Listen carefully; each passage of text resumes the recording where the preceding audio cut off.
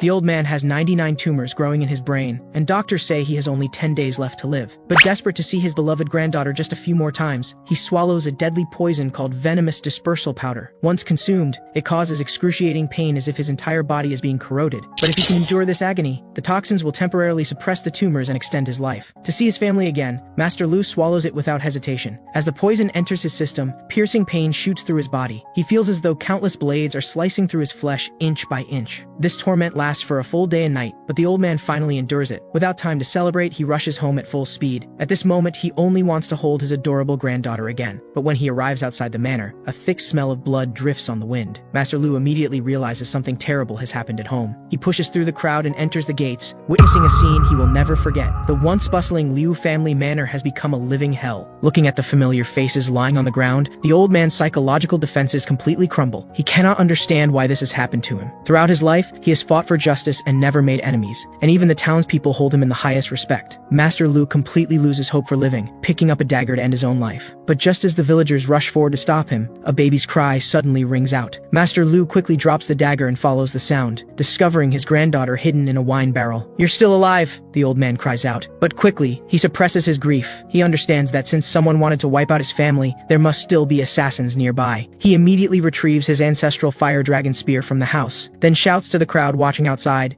"I want to ask you all for a favor. Please help bury my family members. This should be my responsibility, but I must leave now. I promise you all that before I personally eliminate those who destroyed my family, I, Samuel Liu, will not die." After arranging everything, the old man endures his grief and leaves the town with his granddaughter, though they encounter several more assassination attempts along the way. Fortunately, they all escape danger. But whenever he tries to interrogate the assassins for information, they always bite down on poison and kill themselves. Therefore, the only useful information he can obtain is the dragon-shaped tattoos on their bodies. Looking at his granddaughter's brilliant smile in his arms, the old man silently vows, "Grandfather will definitely protect you." But he also understands that although he has extended his life with the venomous dispersal powder, the illness could flare up again at any time. He must at least live until Snow is safe. This leaves only one option: complete body transformation, where his entire flesh and bones are reborn into the perfect martial arts body. But to reach this level, he needs to break through 3 cycles of internal energy. Yet after a lifetime of cultivation, he has only reached 2.5 cycles. With his aging body, it might take 5 years or even longer to break through. The old man does not change his resolve because of this. Although yesterday he had no attachment to life, now he has only one thought: to live and protect his granddaughter as she grows up. After packing their belongings, the old man once again begins traveling day and night with his granddaughter. This night, the two arrive at a town during their journey. Master Lu originally wants to ask a passing woman for some food, but when the woman sees the young girl in his arms, her maternal instincts overflow, and she offers to nurse the child. Hearing this, the old man is overjoyed and hands Snow to her. Master Lu thinks he has met a benefactor, but just as he turns around to wait, the woman suddenly runs several meters away with Snow, shouting, "I'm going to get rich!" Fortunately, Master Lu reacts quickly, throwing a stone to knock the woman unconscious, then leaping to catch Snow, who nearly falls. Just as he wonders why the woman did this, he suddenly sees a wanted poster on a nearby notice board. The portraits are clearly of him and Snow. The content is even more shocking. After the Lu family head suffered a massacre, he went mad and kidnapped a girl named Snow. Whoever rescues this child and brings her to the Martial Alliance will be greatly rewarded. The signature at the bottom is clearly Martial Alliance. This news instantly enrages the old man. He has valued his reputation more than anyone else in his lifetime, never expecting to become a demon despised by the world. At this moment, a group of people walks by noisily. Master Lu quickly hides in the shadows, only to hear even more shocking news. It turns out that Lu family manor was not the only one massacred. The neighboring Bai family clan was also slaughtered in a single night. Strangely though, there were no children's bodies found. Some say they saw the killers taking children away. Hearing this, Master Lu's pupils contract sharply. He understands this is no coincidence. The same group must have attacked both families, and to be able to eliminate 2 families in one night. Could the Martial Alliance really be behind this? But what reason would they have? Looking at Snow babbling in his arms, the old man suddenly thinks of a possibility. Snow was born with a celestial sound constitution, with extraordinary bone structure from birth. When this news spread, it caused a sensation throughout the entire region, because this constitution is the same as the legendary Sword Empress, the greatest master of all time. The Martial Alliance had previously sent medicinal herbs to protect the child's spiritual energy, claiming to celebrate this great event for the martial world. This means the Martial Alliance had been targeting Snow all along, which is why they cruelly murdered his family, and planned to take Snow back to the Martial Alliance? Reaching this conclusion, the old man's eyes blaze with fury. These hypocritical beasts. Even if I truly go mad and become a lunatic, I will eliminate you all. At this moment, several figures appear on a nearby rooftop. The masked leader looks at the old man with a contemptuous smile. What good luck tonight? Who would have thought we'd get such an easy chance to make our mark? But when he looks up again, the street is completely completely empty. The next moment, terrifying killing intent suddenly emanates from behind him. He quickly turns around, but finds nothing there. Meanwhile, Master Lu has already used his movement skills to leave the area. He still feels shaken. If he had actually struck just now, he might have truly gone mad as the Martial Alliance wishes. At this moment, Snow's baby voice sounds from behind, as if she is worried about him. Master Lu gently comforts her. "Don't worry, Snow. Grandfather will never be like that again." What a blessed treasure. You've saved Grandfather once again. Ever since the old man learned he was wanted by the entire martial world, he decided to find an uninhabited place. After traveling for over 2 months, he finally finds an abandoned house in the deep mountains. Although it appears to have been empty for a long time, it is surprisingly clean inside. He also finds a jade box inside, and upon opening it, discovers several hidden weapons, while an ancient guqin hangs on the wall. This must have been the residence of some martial arts master. Afterward, the old man settles down here. Although he wants to find the Martial Alliance for revenge as soon as possible, he clearly cannot oppose them alone. So the most important thing now is to let Snow grow up healthy. At night, after coaxing Snow to sleep, the old man goes hunting alone in the forest. But while using his movement skills to explore the jungle, he discovers several people talking quietly in the woods. From their conversation, he learns they are bandits based on this mountain who got into a dispute while demanding tolls from an escort agency today, and unexpectedly 2 Wudong priests came to support the agency, causing the bandits to lose 2 men, while they killed 1 priest. Learning of this, the small leader instantly flies into a rage. "You 2 idiots! If you're going to strike, you should have killed both of them. Now Clear Wind's stronghold is finished. The Wudang sect will immediately gather forces to come after us." Learning of this, Master Lu frowns. This mountain is home to him and Snow, so it's best to distance themselves before getting caught in unnecessary trouble. Thinking this, the old man immediately emerges from the woods. "Hey there, aren't you going to greet your new neighbor?" Seeing someone eavesdropping, the bandits are furious. Where did this old fool come from? Clear Wind Stronghold owns this mountain. If you want to die of old age, get lost now. To this, the old man smiles contemptuously. "Go tell your boss that an old man has moved to the foot of the mountain, and don't even think about getting close, or there will be bloodshed." Unexpectedly, the bandits are not afraid at all, but immediately draw their sabers and charge forward. "Are you joking with us?" Seeing this, the old man sighs helplessly. It seems that to make them afraid to approach this area, he needs to show them the gap in their abilities. Then, the old man extends his index finger and flicks lightly, instantly shattering the bandit's saber. Then his figure flashes to appear behind the leader, striking his back with a fierce palm. The leader clutches his chest in shock, but suddenly realizes he is completely unharmed, understanding that the old man was toying with him. But just as he draws his saber and charges at the old man, he feels a surge of powerful internal energy rushing toward him. The entire forest suddenly erupts with a tremendous sound. When the 3 men look back, they discover that all the trees behind them have been broken and fallen. "I'd like to teach you a proper lesson, but since this is our first meeting, I'll spare your lives. Get lost quickly." Before the old man finishes speaking, an extremely burly man approaches from behind. This person is the deputy leader of Clearwind Stronghold. Not understanding what happened, he mistakes the earlier commotion for a landslide and angrily shouts at his subordinates, "What a bunch of useless fools. What's there to argue about with this old man? Just smash his head and be done with it." With these words, the big man suddenly turns and brings down his axe. But Master Lu reacts extremely quickly, almost simultaneously flashing to appear beneath the big man, swiftly striking his chin with a palm. The 500-pound giant is sent flying like a rubber ball. The old man's expression turns cold. "I said I wouldn't spare you a second time. Get lost now and don't set foot here again." However, before Master Lu finishes speaking, a piercing pain suddenly shoots through his brain. He endures the pain and pulls out venomous dispersal powder from his chest. "I absolutely cannot collapse here. Snow is still at home waiting for me to return." Thinking this, he swallows the pill without hesitation. Watching the old man collapse and struggle in pain on the ground, although the bandits don't know what's happening, they understand that opportunity has come.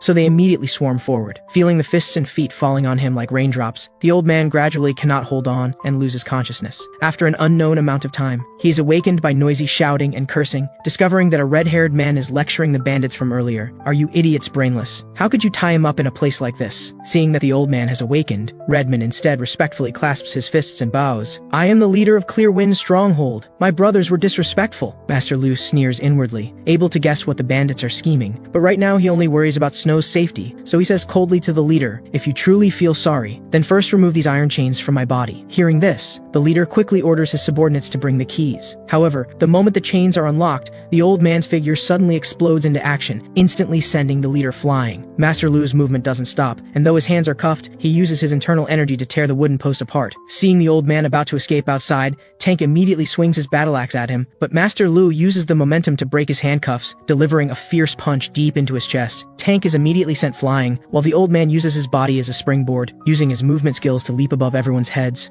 Seeing this, the bandits all draw their bows to shoot arrows. Master Lu knows it's hard to dodge arrows in midair, so he plans to sacrifice an arm to force his way out. But just as everyone is about to release their arrows, the bandit leader suddenly roars, "Stop! Let him go!" Master Lu safely escapes from the stronghold. Tank is very confused about this. Why let that guy go? The men who've gone missing in the mountains recently must have been killed by that old man. Shut up. I'm doing this to clean up the mess you created. The fate of Clear Wind Stronghold now rests entirely in that old man's hands. Meanwhile, Master Lu rushes home at the fastest speed of his life. But searching everywhere, he doesn't find Snow, and he anxiously calls out loudly when Snow finally emerges from the bushes crying. Master Lu excitedly embraces her. "I'm sorry, Snow. Grandfather will never leave you again." But Snow obviously cannot understand his words, her confused eyes staring intently at Grandfather. The old man smiles with relief. "So you were catching frogs. What a clever little girl. But now hide behind Grandfather, okay?" With these words, the old man's gaze suddenly turns cold. Then he says coldly to the dark forest, "I already warned you all. Must you force a final confrontation?" As soon as he finishes speaking, the bandits all kneel down and apologize. Though this scene surprises Master Lu, he doesn't want too much involvement with the bandits, so he tells them not to bother him anymore. At this moment,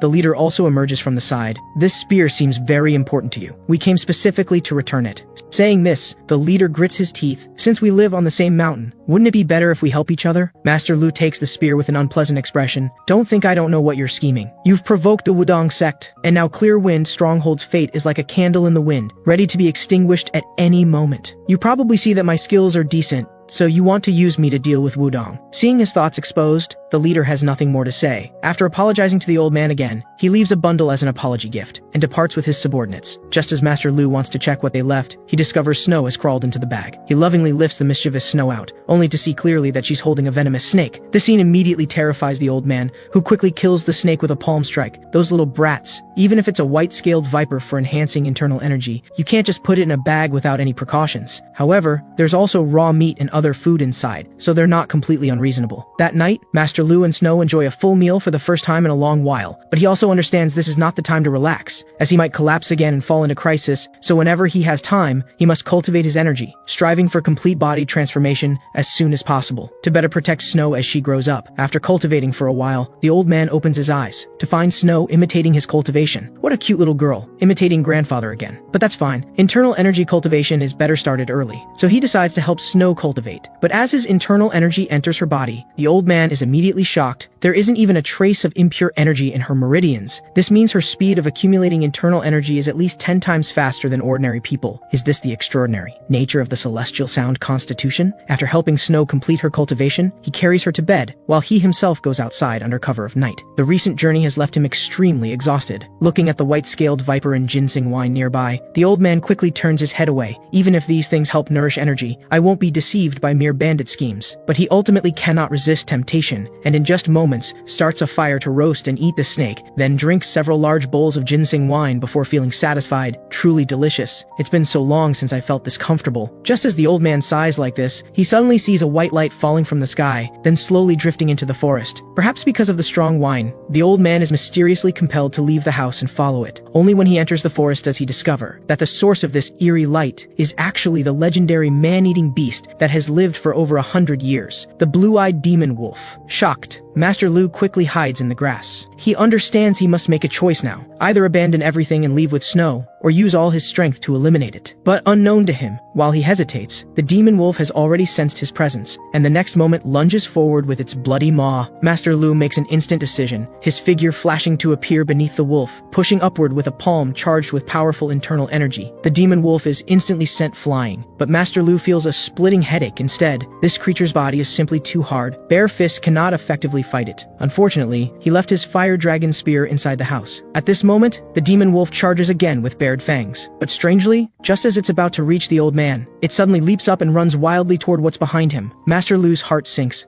This creature is heading toward his home. Could it have caught Snow's scent? Thinking this, the old man's figure instantly explodes forward to catch up with the wolf, then slides beneath it. Just as the demon wolf is about to approach the house, Master Lu fiercely kicks its abdomen. The demon wolf is instantly sent flying, crashing hard onto the open ground outside the house. While the old man takes advantage to retrieve his spear from inside, "If you have the courage, try charging at me again." The demon wolf bares its fangs, staring intently at the old man, seemingly sensing his determination to protect his granddaughter to the death. After a low growl, it actually turns and walks into the forest. But Master Lu understands that once this spiritual beast targets prey, it will never give up easily. It must be planning to hide nearby and wait for an opportunity. Time quickly arrives at the next morning, and Master Lu finally decides to leave with Snow. If he were alone, he certainly wouldn't avoid a duel with a demon wolf. But leaving Snow alone at home to fight it like yesterday would be too dangerous. But even if they leave here, where could they go? Looking at it this way, those guys at Clearwind Stronghold must be in danger too. In that case, he should warn them before leaving. However, when the old man arrives at Clearwind Stronghold, he finds the place is already in ruins. Not only are there huge gaps in the fence, but the bandits are busy burying their dead brothers. Obviously, that beast had already caused havoc here. Looks like there's no need for me to warn them. So the old man turns to leave. But Redmond stops him at this moment. "Master Samuel Lu, please save us." Hearing this, the old man's expression immediately darkens. "Since you've already seen the wanted poster, why don't you turn me in for the reward? That might also resolve Wudong Sek's hatred toward you, because I can see you're not mad at all. And isn't the child they say you kidnapped actually your beloved granddaughter?" These words change the old man's opinion of them. It seems that if he teams up with them,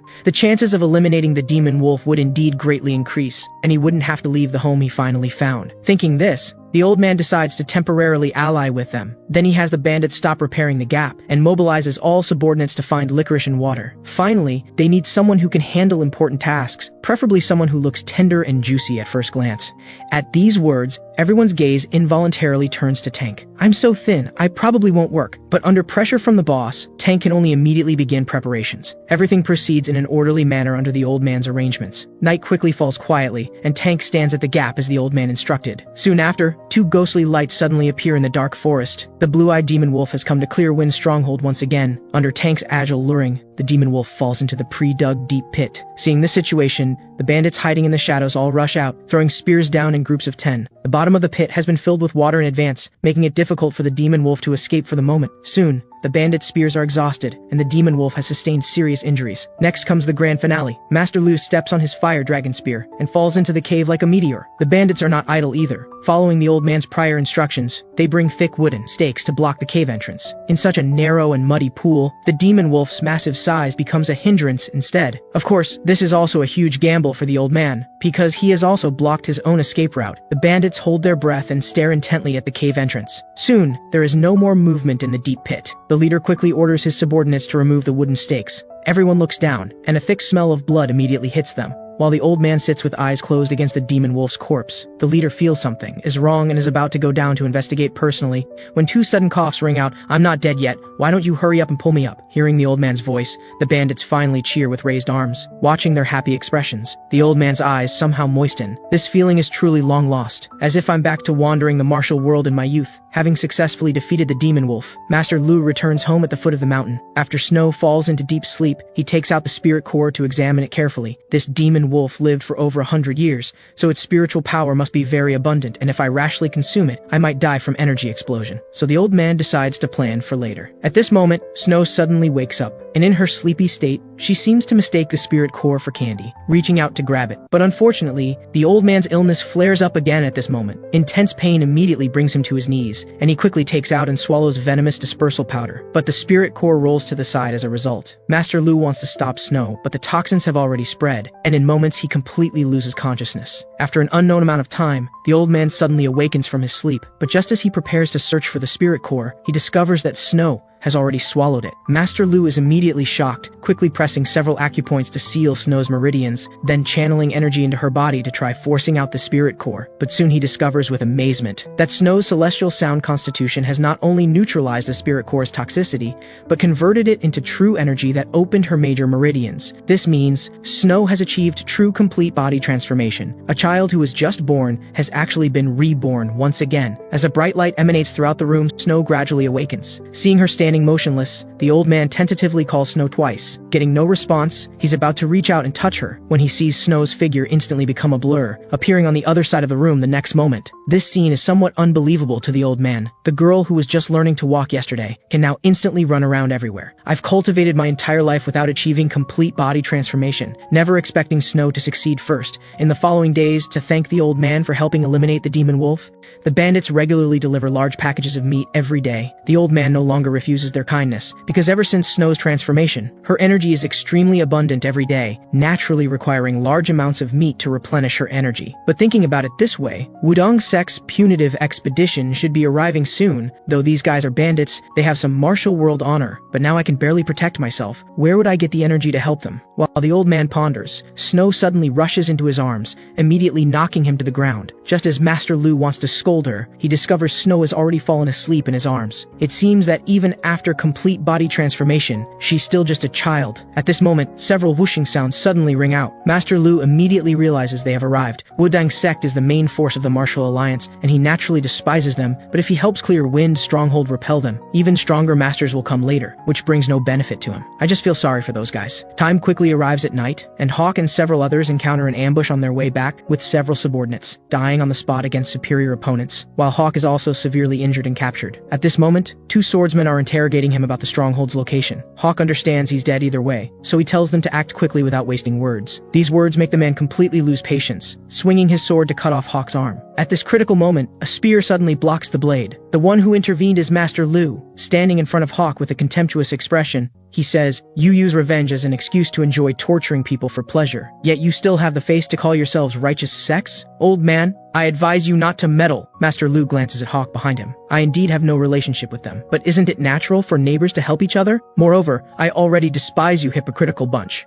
At this moment, another swordsman suddenly says in surprise, "Senior brother, isn't that guy Samuel Lu from the wanted poster? That distinctive spear, and the child on his back? It must be him. Isn't this our chance to become famous in one stroke?" With these words, an evil smile appears at the corner of his mouth, and the next moment he draws his sword and charges. However, just as he thinks he succeeded, a large hand suddenly grabs his face. Then Master Lu's figure suddenly shifts, and the man's head is twisted 180 degrees. Just as the other person is terrified, a spear instantly pierces through the man's chest, the next moment skewering the senior and junior brothers heart to heart together. From this moment on, the old man's fate becomes tied to the bandits. The two quickly return to the mountain together, and seeing the old man arrive, the bandits all happily come to greet him. They seem convinced that as long as the old man is willing to help, even a group of swordsmen wouldn't be a match. But Master Lu obviously doesn't think so. When he was still wandering the martial world, he had seen true Wudong masters, so he understands that if next time it's not these inexperienced youngsters, it will be an unavoidable disaster. Then the old man learns from Redmond that Wudong sent out 10 people this time, including 3 first-generation disciples. First-generation disciples are all masters who can use sword energy, and among the bandits, only the boss can fight them. Fortunately, the old man has already thought of a strategy, which is to lure them to one place and then surround them, just like when dealing with the demon wolf. Time quickly arrives at deep night. Several figures dart swiftly through the jungle. They are the Wudong Sect's punitive expedition. After extensive searching, they finally locate the stronghold. But what puzzles everyone is that the stronghold gates are wide open, and not a single person can be seen at first glance. Did they all escape? At this moment, Captain Quinn, the team leader, interrupts them. "What ridiculous fools. They're all hiding behind the barricades. This is actually perfect. We can catch them all in one net." Just as the first-generation disciples chat casually, Helena suddenly notices something. She quickly stands and grips her sword hilt. "Look over there!" 3 figures have appeared in front of the stronghold gates. Though their faces are unclear due to backlighting, the 2 kneeling figures are clearly wearing Wudong Sect robes. Seeing this scene, 2 disciples are immediately shocked. Those are our scouting team members. At this moment, the old man shouts loudly, "Watch carefully. If you don't want to end up like them, get lost now." With that, he swiftly beheads one of them. This scene immediately devastates Adrian, who draws his sword to save the remaining disciple. Helena quickly tries to stop him. "Adrian, be careful. It's a trap. Aren't those 2 already dead?" But Adrian argues back. "Impossible. Look at him. He's clearly been poisoned and can't move." At this moment, the old man's sword falls again. Adrian refuses to watch another disciple die and immediately draws his sword to attack the old man. But just as he's about to reach him, the old man's sword suddenly transforms,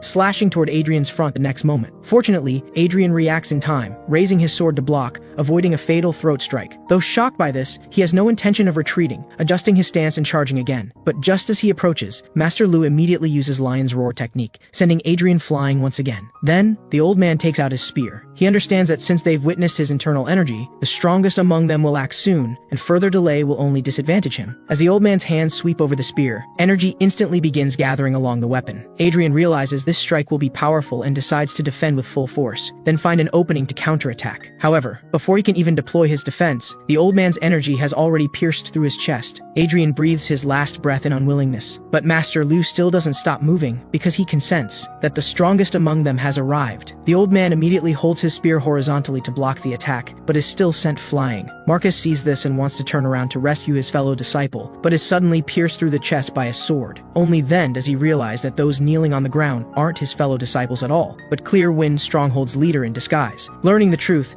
Marcus's eyes blaze with fury, unable to believe he would die at the hands of such petty bandits due to a moment's carelessness. Seeing their senior disciple ambushed and dying in despair, the Wudong disciples completely lose their minds, immediately rushing forward to avenge him. But they don't know. The bandits have prepared a perfect trap. As they charge into the stronghold, two disciples step on traps and fall into deep pits. A rain of arrows instantly falls from behind, and several disciples die on the spot, unable to dodge. The remaining three realize something's wrong and try to escape, only to find a group of bandits charging from behind as well. After several screams, all the Wudong disciples lie dead in pools of blood. However, as the bandits clean up the battlefield, they discover that the female disciple who fell into the trap is still alive. Judging by her clothing, she's a second-generation disciple. Did she use sword energy to block the arrows? Hawk is about to finish her off, but Master Lu stops him. This one might still be useful. Let's spare her life for now. Though this battle was a great victory, Redmond appears quite troubled. He understands that Wudong certainly won't give up, and next time, they might send true elites. So Redmond approaches the old man, expressing his wish for him to help train the bandits. But Master Lu smiles and refuses. I don't have the energy for that, but I have another plan. Then, the two head to the prison together. Helena has been imprisoned here for 10 days. Seeing her enemies approach, she immediately stands up and curses, "You despicable old bandit, release me now, or you'll regret it." But Master Lu smiles contemptuously, looking at you. It's been a while since you've had a proper meal, hasn't it? With that, two bandits enter carrying food. Looking at the delicacies laid on the ground, Helena unconsciously drools, but she quickly comes to her senses and turns away. Do you think you can buy me off with this? But Master Lu still opens the iron gate. In 15 minutes, I'll take the food away. Whether you eat or not is up to you. Time slowly passes,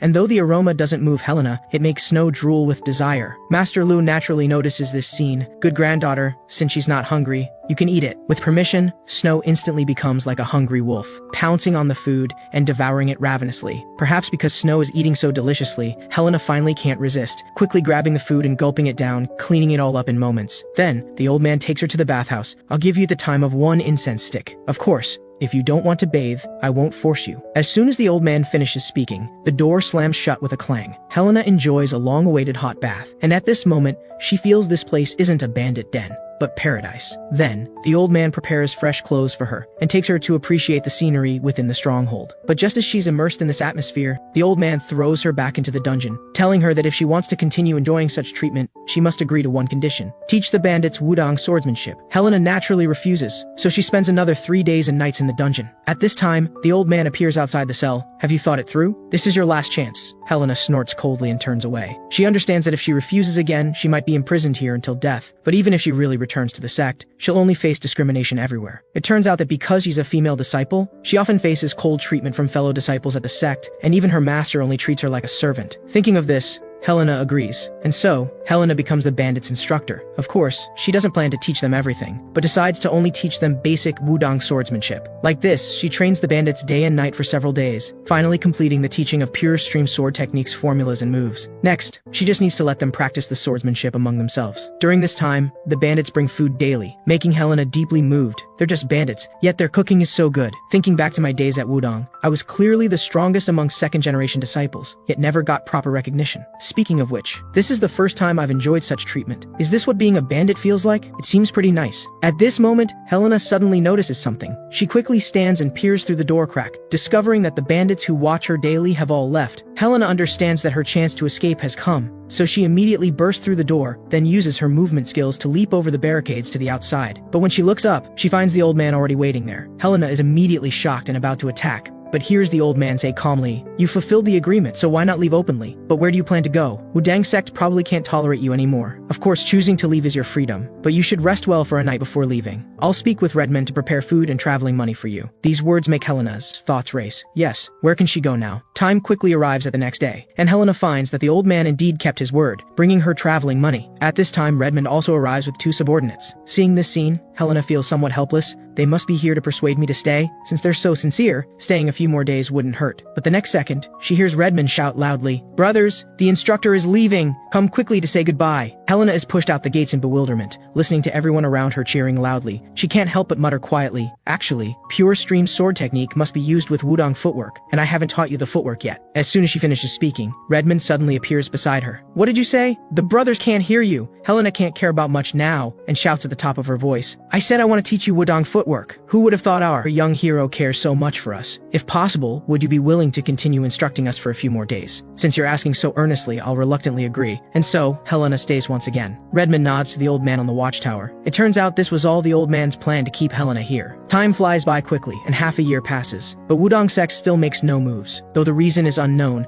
Master Lu has enjoyed a period of peaceful life. This day, the old man makes an important decision to pass the Lu family spear technique to Snow. Because he might leave someday, he must quickly give her the ability to protect herself. The Lu family spear technique was once hailed as the world's greatest spear art long ago. At its peak, there was an ancestor called the Spear Phantom, and even the Yang family spear art, famous for its elegance and power, was completely defeated by his strength. However, after the Spear Phantom's secret manual was lost, the Liu family spear lost its former mighty power, and the only thing that remained was this fire dragon spear in the old man's hands. However, passing the spear to Snow now seems too early, so the old man finds a bamboo stick and begins teaching her spear techniques in earnest. The old man waves his spear while patiently explaining the key points of spear technique. After completing a full set of spear moves, he looks at Snow and finds that she's actually imitating him with the bamboo stick. Master Lu smiles with relief, thinking Snow is just playing around. But when he looks carefully, he discovers that the bamboo spear's trajectory actually matches the Lu family spear formulas, exactly like what he demonstrated. The old man immediately feels incredulous. Just by watching him practice once, she can imitate to this extent? Is this the talent of the celestial sound constitution? At this moment, the old man seems to see the shadow of the spear phantom in her. "I've decided. From now on, grandfather will formally teach you spear techniques." Before the old man finishes speaking, he strains his back. "It seems I'm pushing myself too hard. Let's start formal training tomorrow." At this moment, the forest trap suddenly sounds. The old man immediately grips his spear alertly. Are there intruders? But as several figures gradually emerge from the forest, he sees someone both familiar and strange. "Long time no see, grandfather. We're here to bring you wild boar meat." With that, she orders Tank to bring over the bundle. Seeing this scene, the old man is speechless. How ironic. A Wudong's second-generation disciple has become a bandit supervisor. Seeing this strangely dressed woman, even Snow fearfully hides behind grandfather. But hearing her mention meat, Snow quickly rushes over, picks up the bundle and returns inside the house. Seeing this, the old man asks seriously, "There's no such thing as a free lunch. Tell me, what brings you here this time?" Helena looks helpless at his words. "Grandfather, haven't you heard the news? The reason Wudong Sect has no time for us is because something big enough to overturn the martial world is happening right now. The world's greatest master enters the tavern, but only orders a bowl of ordinary beef noodles. Watching her carefree, enjoying manner, the surrounding martial artists all show disdain. You say this girl is the Sword Empress. I can't sense any majesty at all, though by the looks of her, she'd probably be good in bed." Hearing these drunken jokes, even the old man in the corner breaks out in cold sweat. What foolish people. Clearly from the moment she entered, the entire tavern has been shrouded in invisible pressure. Sure enough, the next second, the woman's figure instantly vanishes, appearing in front of these swordsmen the next moment. In your eyes, must martial arts masters always be stern-faced and cold as ice? Perhaps because of the strong alcohol, this person immediately shows murderous intent and draws his sword. What a pitiful fool. In your next life, remember to watch your tongue. With these words, a cold gleam flashes, and despite having the first move advantage, the man finds his vision completely inverted. His body still remains in the sword-drawing position. Just one day earlier, the old man learned from Helena that the world's greatest master, the Sword Empress, was about to retire and would hold the ceremony in nearby Sunridge Town. This event is more significant than imagined, because the Sword Empress has made countless enemies in both righteous and evil factions, so probably half the martial world's masters will come. With so many people gathered, he might be able to learn the inside story of the Liu family massacre, so to gather intelligence, the two disguise themselves and come to Sunridge Town. The place is already bustling with activity, the streets filled with martial artists carrying weapons. They come not only to witness master-level combat, but also to see the Sword Empress's true appearance, because rumors say the Sword Empress is not only a sword master, but also possesses unrivaled beauty. After traveling for a day, Master Lu and Helena casually find a tavern on the street to dine, not expecting that scene to unfold. Taking a life with just one move shocks the old man immensely. Sword Empress Xiao Murong. He completely cannot gauge how strong she truly is. This commotion doesn't create much of a stir, and the Sword Empress quickly disappears from the tavern. People continue coming and going on the streets, still hotly discussing the Sword Empress. Just as Master Lu and Helena exit the tavern, someone suddenly shouts, "The Martial Alliance leader is here." Master Lu follows everyone's gaze to see several people of extraordinary status walking forward, crowds retreating to make way wherever they pass. The blind woman leading them is the Martial Alliance leader, whose eyes were reportedly injured by the Sword Empress. Master Lu's expression grows grave as he scans the crowd, understanding that those who framed him might be among them. But when did the Martial Alliance leader become a woman? Helena explains excitedly. About a year ago, Ime sect produced the youngest leader in history, which caused a sensation throughout the martial world. Hearing this, the old man's expression changes slightly. A year ago? Wasn't that exactly when his family was massacred? At this moment, the crowd becomes noisy again. It turns out Martial Alliance swordsmen have blocked the intersection, declaring that unrelated people cannot participate in the ceremony. This news immediately causes dissatisfaction. Who among us didn't travel mountains and rivers to get here? Why won't you let us pass? Seeing the scene devolve into chaos, someone suddenly draws their sword on the spot. With a sword's cry, powerful sword energy instantly tears a gash in the ground. From now on, anyone who crosses this line will be killed without mercy. If anyone objects, feel free to step across and try. It's Purple Dragon Sword Victor Wang, someone in the crowd shouts. Those who were just acting arrogantly all obediently shut their mouths and retreat upon hearing this. Helena explains to the old man, he's one of Sichuan province's 3 great swordsmen. They say no one who fought him survived. He's extremely cruel. However, at this moment a sweet voice comes from the air. Gentlemen, may I pass through? Everyone looks up in confusion, but sees nothing. Only the old man's expression changes. Wide-range voice projection. I didn't expect such a technique to actually exist. As this voice falls, a graceful figure appears behind everyone. The Sword Empress is here. Hearing this, everyone makes way. The Sword Empress moves, appearing before Victor Wang like lightning the next moment. Oops, I accidentally stepped over this line. What should I do? Victor Wang freezes in place, too scared to move. Sophia Mu smiles sweetly. Well, I'll be going then. With that, her figure becomes an arc again, rushing into a nearby tower. Only then does Victor Wang breathe a sigh of relief, then shouts at the crowd, "One more step forward and I'll cut you down." The old man shows a contemptuous expression, bullying the weak and fearing the strong. What kind of martial hero is that? Shortly after Sophia Mu's departure, dozens of energy release sounds come from the tower, varying in intensity, suggesting it's not an honorable duel inside. Those so-called righteous elders have truly lost all shame. At this moment, the tower suddenly erupts with brilliant light, and that light grows closer and closer, landing before everyone the next moment. It's Sophia Mu. She doesn't linger in place, immediately using her movement skills to leap into the air again. But the old man keenly catches that as she leaves, she seems to make eye contact with Snow in Helena's arms, and even playfully winks at Snow. But this happens in an instant, and no one notices this seemingly insignificant moment. With Sophia Mu's departure, several more lights burst from the tower. These are figures at the level of the martial world's top 10 masters. Seeing this scene, the watching crowd completely erupts. Did they gang up on the Sword Empress? No way. How could righteous elders do something so despicable? With that, everyone uses their movement skills to follow. They want to see how this drama will end. The old man is completely stunned by the scene before him. In his decades of life, this is the first time he's seen such a spectacular sight. Nearly 1,000 martial artists simultaneously using movement skills under the night sky. Helena is equally drawn by this scene, pulling the old man to go watch the decisive battle together. But the old man stops her. Do you think you can catch up with those monsters? Most of those people are chasing in the wrong direction anyway. What's more, you're carrying Snow. In the martial world, too much curiosity can be deadly. We should head back early. So to avoid the martial artists, the old man deliberately chooses a longer mountain path back. After walking for a while, the old man suddenly raises his hand to stop Helena, then takes her to hide in the grass and look ahead, discovering that this place has just experienced a great battle, with martial artists' corpses everywhere. The old man observes for a moment, confirming there's no danger, then pulls Helena forward. Suddenly, a figure in the distance catches his attention. Isn't that guy Master Steel from Wudong's sect? Hearing this, Helena quickly hides behind the old man, but it's too late. Is that Helena? Why are you pretending not to know me? Get over here now! The old man is about to say they've mistaken her for someone else, but Helena has already rushed over reflexively. The old man sighs helplessly. What exactly has this girl been through? At this time, Master Steel points to the side. Perfect timing. Do you see the person sitting over there? Helena looks in the direction he's pointing, and discovers the Sword Empress is sitting under a tree not far away. The old man is also shocked by the scene. To completely hide her presence, truly extraordinary. At this moment, Master Steel hands the sword to Helena. Go finish her off. She's seriously injured and circulating energy to heal. You just need to stab her with the sword. If you kill her, not only will I not pursue your matter,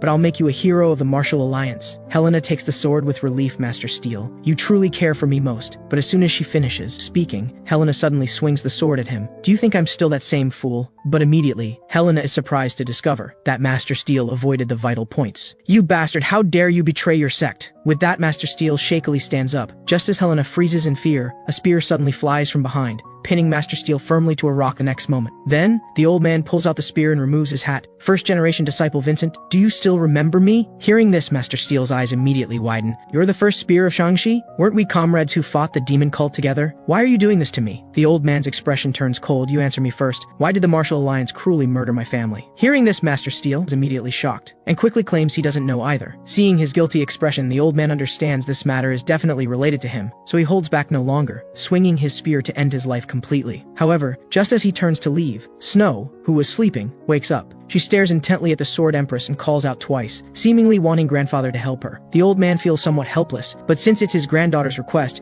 he naturally must fulfill it, so he asks the Sword Empress, who's circulating energy, "I'll take you to a safe place. If you're unwilling, just nod your head." The Sword Empress makes no movement upon hearing this, so the old man carries her on his shoulder and says seriously to Helena, "People who reach a certain level can stop their energy circulation at any time. If you had really followed Master Steel's orders to harm the Sword Empress, we'd all be dead." Hearing this, Helena's jaw trembles with fear. "Let's get out of here quickly." After traveling through the night continuously, they finally return home at dawn. Helena wants to stay and help, but the old man sends her back to the stronghold, saying she'd be in the way. The old man, exhausted from the night's journey, just sits down to rest, but Snow pesters him, saying she wants meat. There's no choice. Who told her to be his beloved granddaughter? The old man can only go prepare food for her. But before he takes a few steps, piercing pain shoots through his brain. The tumors are acting up again. He quickly reaches into his chest to find venomous dispersal powder, but discovers there's none. Did I lose it last night? Seeing grandfather collapsed on the ground in agonizing convulsions, Snow also rushes over crying, "Grandfather, don't die. I'll never eat meat again." Just as the old man thinks he'll die like this, Sophia Mu pushes open the door and walks out. As the world's greatest master, she immediately diagnoses the cause and immediately places her hand against the old man's forehead. In an instant, powerful internal energy pours out, flooding into his brain like a tide. After a bout of piercing pain, the old man feels as if the massive stone that had pressed on his head for over a decade has been completely shattered by her at this moment. As a drop of sweat slides down her cheek, the old man feels unprecedented clarity in his mind, as if reborn. The world's greatest truly lives up to the reputation. Shocked, the old man quickly stands to thank her, but Sophia Mu politely declines. "This is what I should do." What surprises me is that Snow's constitution is the same as mine. People like this are born with extraordinary talent, possessing godlike martial intuition, but once they go astray, they become great demons that harm the martial world, so we can't rule out the possibility of them becoming a threat. However, Snow is so kind and adorable, definitely different from those terrible people. So, let me give Snow a gift as well. With that, Sophia Mu spreads her hands, and the next moment Snow's figure floats into the air like cotton. "Don't worry, grandfather. Next I'm going to show her the universe." With these words, a blue orb of light envelops Snow. Though she's still young, this is actually better. At this age, she's in her most pristine, pure state. As soon as Sophia Mu finishes speaking, a golden light instantly descends from above, landing precisely on Snow. After a while, Sophia Mu stops and says, "Her absorption ability is truly amazing. Snow has now nearly reached the transcendent realm." Hearing this, the old man is utterly shocked. Reaching the transcendent realm means being immune to heat and cold, invulnerable to weapons, a level only the martial world's top 10 masters can achieve. At this moment, the sleeping Snow falls into the old man's arms. Sophia Mu steps forward to bid farewell. "Since the retirement ceremony is over, I must hurry to my next destination." The old man takes the opportunity to voice his confusion. "You're still so young. Why retire from the martial world so early?" "I'm going to the western frontier. My parents had some trouble there. Before I leave, I must settle all debts and grievances. That's the way of the martial world. After all, I might never be able to return." Hearing this, the old man is very surprised. Even a master like her has to risk her life on this journey? What exactly happened in the western frontier? Everything that needs to be said has been said. Until we meet again. With these words, Sophia Mu's figure vanishes from the spot. The old man's admiration for her deepens. What a rare and noble hero. Snow becoming a transcendent realm master is unprecedented in the entire martial world. But the one thing that hasn't changed is that she's still a child. Fortunately, he won't die suddenly from tumors, but to protect Snow as she grows up, he still needs complete body transformation as soon as possible. Everything will proceed according to plan. At this moment, the old man is about to feed Snow, but discovers she's gone, and a loud crash comes from the roof. Could there be intruders? Thinking this, the old man immediately takes out his spear ready to fight, only to find Snow jumping around on the roof. The old man wipes his sweat, though she won't get hurt from such things now. As her grandfather, he still warns, "Don't do such dangerous things anymore." Snow shows a childish expression, then suddenly points to one side. "Helena is coming!" The old man looks confused, until Helena arrives and he realizes that Snow can now sense others' presence earlier than he can. Looking at Helena sitting nearby, the old man suddenly has an idea, so he stands up under Helena's confused gaze and walks to a large tree. Watch carefully. With that, the old man's internal energy instantly surges to his palm. After a loud crash, Helena's expression changes from confusion to shock, because she can see that while the tree's surface appears unharmed, its interior has been completely shattered. This is the Liu family cosmic palm that overcomes hardness with softness. If you're willing to teach Snow the Wudong Cloud Step movement, I'll teach you this technique. Hearing this, Helena immediately perks up. It's a deal. So starting the next day, Helena begins training with Snow. Though Snow has the same talent as the Sword Empress, she's still young and has difficulty understanding technique formulas, so training progresses slower than expected. After a month like this, Snow finally learns the movement technique just by observing Helena's movements. However, her movements seem more like her own creation, somewhat different from Wudang's cloud step movement. Helena is also happy about this, even fantasizing about herself as the master who trained the supreme martial artist. But the old man's voice pulls her back to reality. All right, I've also taught you the cosmic palm, so our cooperation ends here. Helena looks surprised, but I still want to teach her more. The old man waves his hand in refusal. I have no more martial arts to exchange with you. It doesn't matter, we don't need to exchange. I just want to teach her more. Just as the old man looks helpless, Blackbird rushes over anxiously with his subordinates. Supervisor Helena, this is bad. The Black Tiger Stronghold guys have invaded our territory. Helena, who was just pleading moments before, suddenly changes expression upon hearing this. What arrogant fools. Let me teach them how to behave. Then she smiles sweetly at the old man. I'll come teach snow martial arts next time. With that, she hurriedly leaves with her subordinates. Soon after, Helena finally arrives at the stronghold, but just as she's about to act, she discovers Black Mountain Stronghold members fleeing in terror. Only with Raven's reminder does she notice that a figure is currently massacring people at the entrance. When she sees the person's face clearly, Helena discovers with horror that this person is one of the 4 swords of Wudang, Blaze Wang, the heroic saint sword. She quickly bypasses the main gate to return to the stronghold, discovering that the 2 originally hostile stronghold leaders have now formed an alliance. The Black Tiger Stronghold leader roars that he wants to go out and avenge his subordinates, but Helena's voice comes from the entrance. That will only cause more casualties. He's a Peak Master. Peak Master is a level that can only be reached through extraordinary opportunities, the ultimate realm that ordinary martial artists seek their entire lives. There's another master who has reached this level on this mountain. I've already sent Raven to find him. It's just that grandfather is now elderly. I don't know if he's still a match for Blaze Wang. At this moment, a loud crash suddenly comes from outside. Blaze Wang has broken into the stronghold. Right now, he's holding his sword to someone's neck. You bandits. How exactly did you learn Wudang's swordsmanship? Did you learn it from this person? Before he finishes speaking, an angry roar comes. Tiger Zhang appears holding Helena hostage. Drop your weapon, or I'll kill her right now. Blaze Wang snorts coldly and drops his sword as demanded. Just as Tiger Zhang thinks he's succeeded, Blaze Wang's right foot moves slightly, instantly kicking the sword to pierce through Tiger Zhang's arm. Then his figure flashes to catch the sword from behind. Helena falls to the ground as a result. Blaze Wang approaches her with a grave expression and without explanation slaps her hard across the face.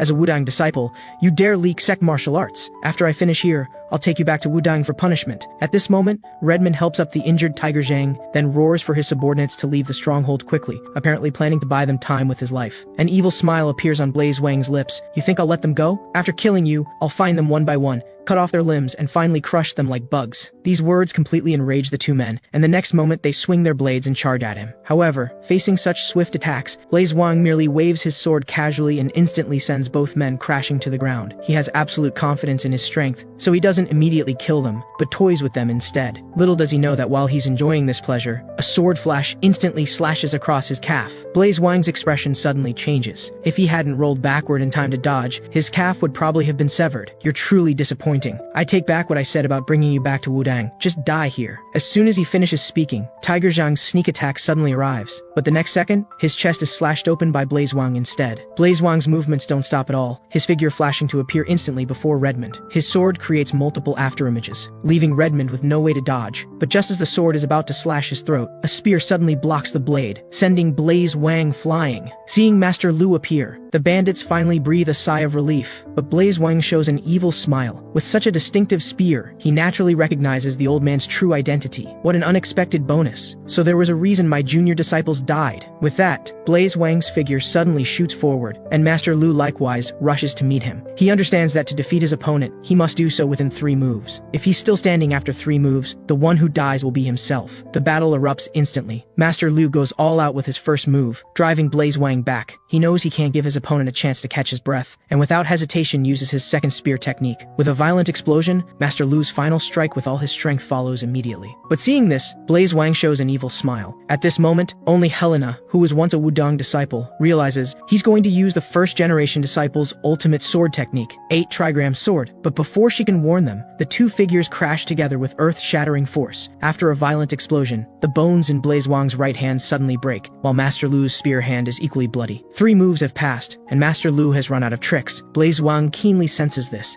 and immediately launches a fierce attack. His swordplay is like wind, each strike as fast as lightning, driving Master Lu back step by step. He understands he can't hold on much longer. and now only one option remains. So he waves his spear to create distance from his opponent, and just as the latter speaks mockingly, Master Lu's figure instantly closes in. But he doesn't thrust his spear, instead flinging the blood from his hand into his opponent's face. This move indeed enrages his opponent, and Blaze Wang swings his sword fiercely to cut off his arm. At this point, Master Lu's goal is achieved, because everything he did was to bait his opponent. The moment you cut off my arm and revel in the scent of blood, my spear will pierce your heart. However, what no one notices is that a tiny figure is rushing this way at extreme speed. With a piercing sword cry, the bloody scene doesn't occur. Snow catches grandfather's arm with one hand, and Blaze Wang's falling sword with the other, shouting through tears, "Why are you bullying my grandfather?" This scene leaves Blaze Wang momentarily stunned. He tries to retrieve his sword, but finds his right hand completely immobile. Seizing this opportunity, Master Lu's spear thrusts fiercely. Blaze Wang dodges to the side, but unexpectedly Master Lu suddenly releases his grip, and the spear flies out like an arrow from a bow, cutting a wound across Blaze Wang's chest. By the time he recovers from his shock, he discovers Master Lu's cosmic palm is already fully charged. After a tremendous crash, Blaze Wang's figure is instantly sent flying, crashing hard into a tree before stopping. Master Lu doesn't let his guard down, immediately ordering the archers on the watchtower to shoot. Facing the sudden rain of arrows, the severely injured Blaze Wang cannot use his movement skills at all and can only roll clumsily on the ground to dodge the arrows. Seeing this scene,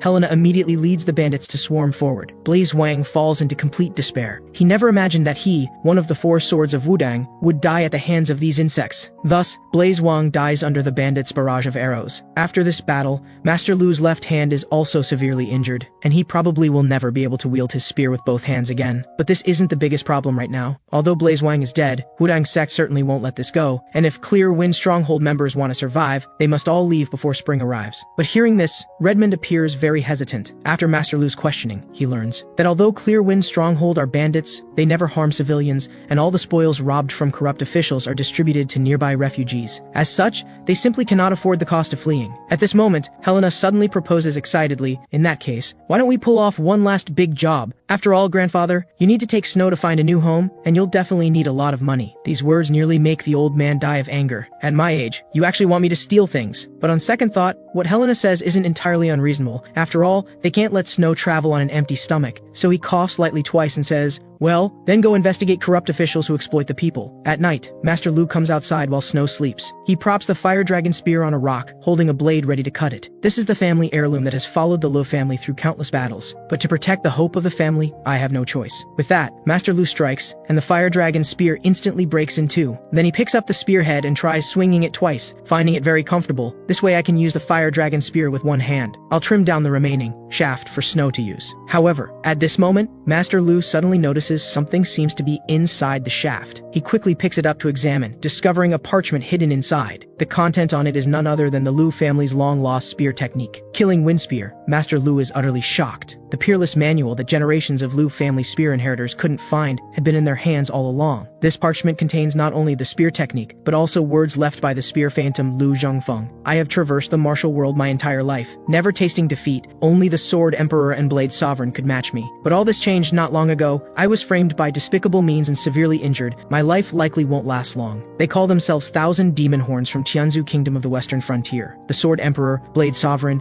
and I joined forces to repel them, but I don't know how much combat power they truly possess. Dying before eliminating them troubles me greatly. In my life or death duel with them, I gained enlightenment and completed the true Killing Wind Spear, but their surveillance hasn't stopped, and passing this martial art to descendants would instead plant disaster for the family. If one day the family heirloom breaks, it means the family faces crisis. I hope my arrangement to preserve the family can be of great help. Reading this, Master Lu instead sighs deeply. The Lu family has indeed encountered crisis, but now he's advanced in years, unable to learn new martial arts, and with one arm crippled, he can't even properly hold a spear. What can be done? At this moment, Snow suddenly rushes over crying. Her speed is extremely fast, holding the bamboo spear Master Lu made for her, clearly very fond of it. Only at this moment does Master Lu finally understand. The Lu family isn't finished.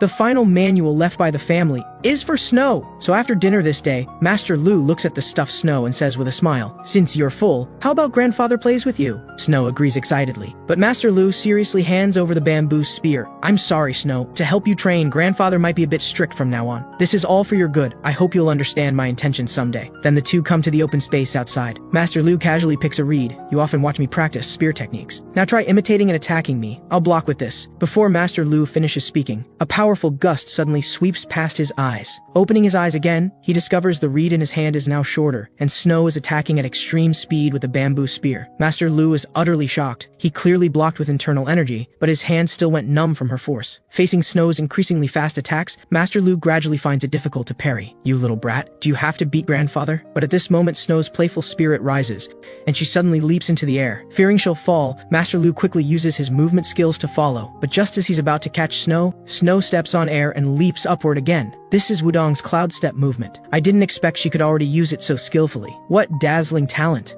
Both land simultaneously, and Master Lu's competitive spirit is ignited, flashing behind Snow the next moment. "You can't escape now, can you?" However, just as the old man confidently reaches out to grab her, Snow's figure instantly becomes an afterimage, appearing behind him in an instant. The two chase each other like this for quite a while, and Master Lu ultimately still can't catch Snow. Seeing her still wanting more, Master Lu can only play dead. Oh no, grandfather is exhausted to death. Looks like Snow will have to live alone from now on. Unexpectedly, seeing this scene, Snow not only shows no sadness, but instead swings her palm and slaps Master Lu's face, only when she sees his nosebleed. Does Snow realize something is wrong, quickly throwing a tantrum and crying for grandfather not to die. Master Lu feels somewhat helpless. This child is growing too fast, and soon she'll probably be too strong for him to handle. However, uncontrolled power is no different from a weapon that harms oneself, so it seems she should practice the Lu family techniques based on harmony to stabilize her emotions and cultivate her character. Thinking this, Master Lu opens his eyes and calls to Snow. As long as Snow obeys from now on, grandfather might not die. Snow immediately nods in agreement. Seeing this, Master Lu stands up. In that case, grandfather comes back to life. So from that day on, the two begin daily training, and Snow's talent shines brighter day by day. In the history of the martial world, she's truly one of a kind. Snow not only possesses the celestial sound constitution, but has also reached the transcendent realm at such a young age. Once she begins practicing martial arts, she grows rapidly like a fish in water. Today, several months later, Snow can already move mountain-like boulders. But just as the two prepare to leave, a tremendous crash suddenly rings out. Master Lu turns to look, and discovers the boulder has actually cracked and exploded. This is Snow's first time using the cosmic palm, and she's already split a boulder. But Master Lu has no time to be shocked, because just as the boulder is about to fall, a scream suddenly comes from the foot of the mountain. Just as Master Lu thinks it's too late, the falling boulder actually stops in midair, and the next moment flies back to the top of the rocks. Only then does Master Lu notice that Snow can now use telekinesis. This is something only peerless masters with profound internal energy can do. When did she learn this? At this moment, Helena walks up with a terrified expression. The scream was hers. Besides bringing meat, she came for another reason. The robbery target has been investigated. She's compiled all the evil forces within 100 miles, with their scale and characteristics written in great detail. Master Lu reviews carefully and finally focuses on the last page. But Helena appears somewhat panicked. That Sky Dragon Commerce Guild, they're scoundrels who don't do legitimate business, specializing in loan sharking to squeeze people's hard-earned money. The reason they can be so arrogant is because they pay considerable money to the government every year, and they have Manhwa sect as their backing, so we better not provoke them. I see, then he's our target this time. They would never imagine their doom is about to arrive. At this moment, several people finish robbing a shop and are about to leave, when 3 people suddenly approach shouting, "Let go of that girl!" The leader looks displeased and turns to see the newcomers wearing Wudang robes. He's first startled, then confidently grabs the woman and laughs. "We're just collecting debts. I advise you not to meddle. You can't afford to provoke our backers." But as soon as he finishes speaking, a sword flash suddenly appears, severing his right hand the next moment. The man is utterly shocked, never expecting they'd actually dare attack. But they don't dare provoke Wudong, so they can only leave with just you wait and flee the scene in disgrace. Helena and the others don't leave, continuing to smash up Sky Dragon Commerce Guild's various locations. When they destroy a dock, 3 Manhwa disciples finally come to stop them. The leader speaks angrily word by word. "In Manhwa sect's jurisdiction, what exactly have you done? Wudong sect heroes?" However, hearing this, the bandits show no fear whatsoever. They disguise themselves as Wudong priests precisely to cause conflict between the 2 major sects. So they immediately retort angrily, "We're dealing with scoundrels who harm the people. Are you blind? Or are you in league with these bandits? Righteous Manhwa sect heroes? What a disgrace to the martial alliance, claiming to be righteous while doing despicable things." Hearing this, the man smiles contemptuously. "Provoking us like this, can you really bear the consequences?" Redmond ignores him and turns to the watching crowd. "Do you all think we're wrong?" Though equally angry, the citizens don't dare speak out for fear of retaliation. But at this moment, an old man wearing a conical hat in the crowd shouts loudly, "Being their backing makes you birds of a feather." Seeing someone speak up, the people also begin criticizing Manhwa sect. The leader is furious, his right hand unconsciously gripping his sword hilt, and this is exactly what Helena is waiting for. They want to attack. With these words, the bandits all rush forward, giving the ManhwaRecap disciples a thorough beating until they're all bruised and swollen, then leaving the dock satisfied. Soon after, the man struggles to get up from the ground, his eyes full of fury, swearing to repay this humiliation in full. After the bandits return to the tavern, they immediately change clothes and quietly leave. But Helena and Master Lu stay behind, because the next step is the most important part of the plan. Night soon falls. Helena comes alone to a village outside the city, where several Wudang priests are already waiting. It turns out that before leaving the stronghold,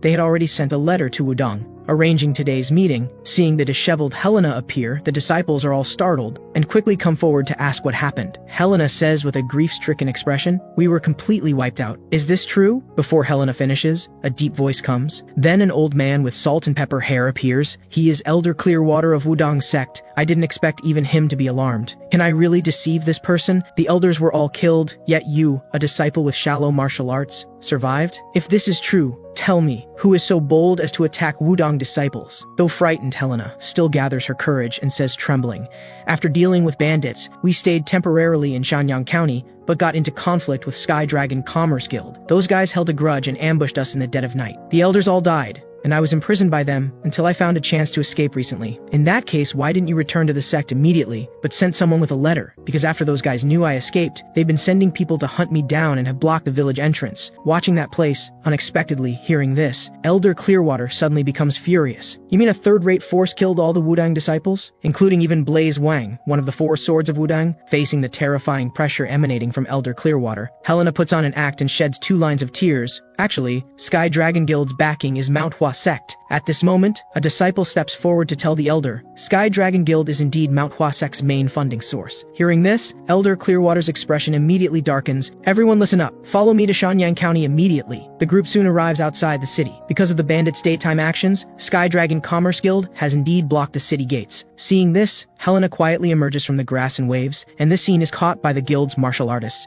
who immediately roar about killing this priest. But as soon as these words fall, a group of swordsmen instantly burst from the grass. With Wudang's name insulted, they naturally show no mercy. With screams piercing the night sky, only one martial artist soon remains outside the city. From him the elder learns that ManhwaRecap sect members are indeed in the city, as Helena said. Elder Clearwater is enraged, immediately ordering him to summon the ManhwaRecap disciples. Moments later, a large group of ManhwaRecap disciples arrives outside the city. But when they see Elder Clearwater, not only do they not bow, they're actually arrogant, which makes Elder Clearwater lose patience. "I was going to be merciful and hear your explanation, but you dare to be so disrespectful." The man doesn't back down. "Watch your tone. You were disrespectful first." But before he finishes, the elder slaps him hard across the face. How insolent. Seeing him still standing, Elder Clearwater wants to slap again, but the man catches his hand. Disciples on both sides grip their sword hilts. Elder Clearwater is now furious. "I'll say this once. If you don't let go, you'll all die here tonight." Feeling the powerful pressure from him, the man has no choice but to relent, then leaves angrily with his subordinates. Late at night, on a rooftop in the city, Master Lu quietly observes everything. At this moment, Helena appears behind the old man. She says everything is going according to plan so far, but Elder Clearwater will meet the ManhwaRecap sect leader tomorrow, and then their impersonation of Wudang will be exposed. But hearing this, Master Lu appears very confident. ManhwaRecap and Wudang are already sworn enemies, and now we've poured oil on the fire. The sparks will ignite soon. They won't wait until tomorrow. Sure enough, shortly after, ManhwaRecap disciples gather a large group of Sky Dragon Guild martial artists and appear outside the inn where Wudang stays. At the lead man's command, the great battle begins. Meanwhile, Master Lu and the bandits arrive outside Sky Dragon Commerce Guild. Most of the martial artists inside have been deployed elsewhere, and this is the final step of Master Lu's plan: to infiltrate and steal valuables, then retreat within 15 minutes. Because once the guild is attacked, ManhwaRecap and Wudang will quickly realize they've been deceived. The operation quickly begins,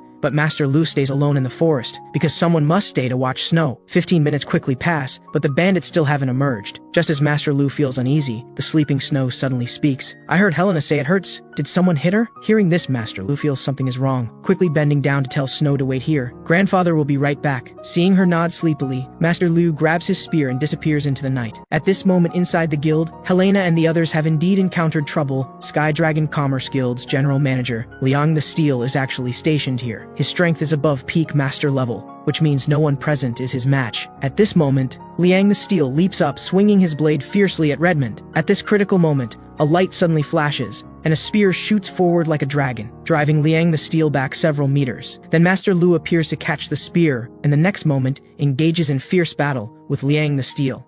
While fighting, he shouts to the bandits, "I'll hold him off, you leave quickly!" After intense internal struggle, the bandits finally grab the valuables and escape first. Liang the Steel wants to pursue, but entangled by Master Lu, he can't break free, which makes him wonder, how could there be such a master among bandits? But Liang the Steel has no time to think further, and swings his blade again to fight. After all, how powerful could an aging old man be? After exchanging several moves, Liang the Steel suddenly notices Master Lu never uses his left arm, so he immediately changes his attack strategy, swinging his sword fiercely at the left arm. Though Master Lu easily dodges this strike, his weakness is now exposed, and Liang the Steel's attacks become increasingly fierce. Master Lu is driven back step by step, and can barely hold on. Just as he plans to go all in and trade life for life, he turns and sees Snow's figure. Her speed is extremely fast, constantly calling for grandfather as she rushes this way. Master Lu is immediately shocked and anxiously shouts, "Don't come over!" But this has no effect. Liang the Steel seems to realize this girl's importance and thinks of capturing her as a hostage, so he immediately uses his movement skills to rush at her. However, just as he thinks he's succeeded, Snow suddenly jumps onto his shoulder. But Liang the Steel reacts extremely fast and immediately switches hands to grab her back. Liang the Steel holds the blade to her neck and threatens, "Return the money you stole immediately, or I'll kill this little girl right now." Seeing this, Redmond, who is preparing to return for support, quickly promises to return everything now, hoping he won't harm Snow. But at this moment, Snow suddenly begins struggling violently. Her strength is so great that even someone as strong as Liang the Steel finds it difficult to bear. Snow's struggling becomes increasingly intense, and Liang the Steel's expression grows worse. Master Lu, already extremely anxious, can't hold back upon seeing this scene and rushes forward. This completely angers Liang the Steel. "If you take one more step forward, I'll take your miserable life first." "I don't want to." As soon as Liang the Steel finishes, a childish voice suddenly comes. This voice comes from Snow. Hearing someone wants to harm grandfather, she instinctively raises her small hand and strikes forward. This palm seems weak and powerless like cotton, but erupts with incredibly profound internal energy. With the sound of bones cracking, Liang the Steel's left arm loses control and hangs down, and Snow falls to the ground. In this very instant, Liang the Steel's arm instantly twists and deforms, and he lets out a violent scream. He cannot believe that just being hit by such a small child caused him such severe internal injuries. Liang the Steel is furious and raises his blade to strike at Snow, but suddenly a large hand grabs his hair. Looking back, he discovers Master Lu has already reached him. His face is full of fury. "You dare to harm my granddaughter." With that, Master Lu fiercely channels all his internal energy into the spear, releasing a dazzling energy the next moment, fiercely piercing through Liang the Steel's chest as he tries to counterattack. With a scream, Liang the Steel painfully breathes his last. Just like this, without losing a single soldier, the bandits steal vast wealth from Skydragon Commerce Guild and leave on a cargo ship prepared in advance. At this moment, valuables are piled like mountains in the cabin. According to the agreement, Master Lu can take half, but he only takes a string of gold coins. This puzzles Redmond greatly, but Master Lu says he doesn't need so much money, just enough to support his granddaughter and let her grow up healthy. Saying this, Master Lu walks toward the cabin exit. "I'll live incognito with Snow. You all be careful too. Now not only the government but even the Martial Alliance has issued a kill order on you. My remaining share, distributed all to the people after the dust settles." Learning that Master Lu and Snow will leave, the bandits all cry their hearts out. But all good things must come to an end. After saying farewell, Master Lu boards a small boat with Snow. Looking at the figures on the cargo ship reluctant to leave, Master Lu's thoughts are in turmoil. He recalls Redmond's final question, "Where will you go after leaving?" Master Lu answered, "I need to find a new place to settle. A place where I can teach Snow, our family's secret technique, the killing wind spear, and where Snow can grow into a powerful master without threats." Rumor has it that in a town far from the Wuling Alliance, there exists a place known as the Evil Sect's Sanctuary. Righteous sects are forbidden from entering, and it's filled with ruthless, savage members of evil factions. Yet today, an unfamiliar figure appears here. It's an elderly man in his twilight years, carrying a young child on his back. No matter how you look at it, they are completely out of place here. The old man walks into a tavern and orders roasted chicken for the child. At that moment, a commotion suddenly erupts around them. He turns to look and discovers a young man engaged in an arm wrestling gambling match. He's already won several rounds in a row, so he stands up confidently and shouts to everyone in the room, "Who else dares to challenge Wade's arm strength? Beat me and all this money is yours. I'll challenge you." As soon as Wade finishes speaking, a muscular figure shouts and approaches. Witnessing this scene, the old man is somewhat shocked. What powerful energy. Looking at the approaching muscular man, Wade immediately starts having second thoughts. That is, until he hears the man say he'll only use one finger, and if he loses, he'll pay 10 times the amount. Only then does Wade reluctantly sit down. With a command, the match officially begins. Although his opponent is a master, when it comes to arm wrestling technique, Wade believes he's superior. As long as he unleashes all his internal and external energy in an instant, even a master will be defeated. However, as Wade lets out a fierce shout, his right hand is instead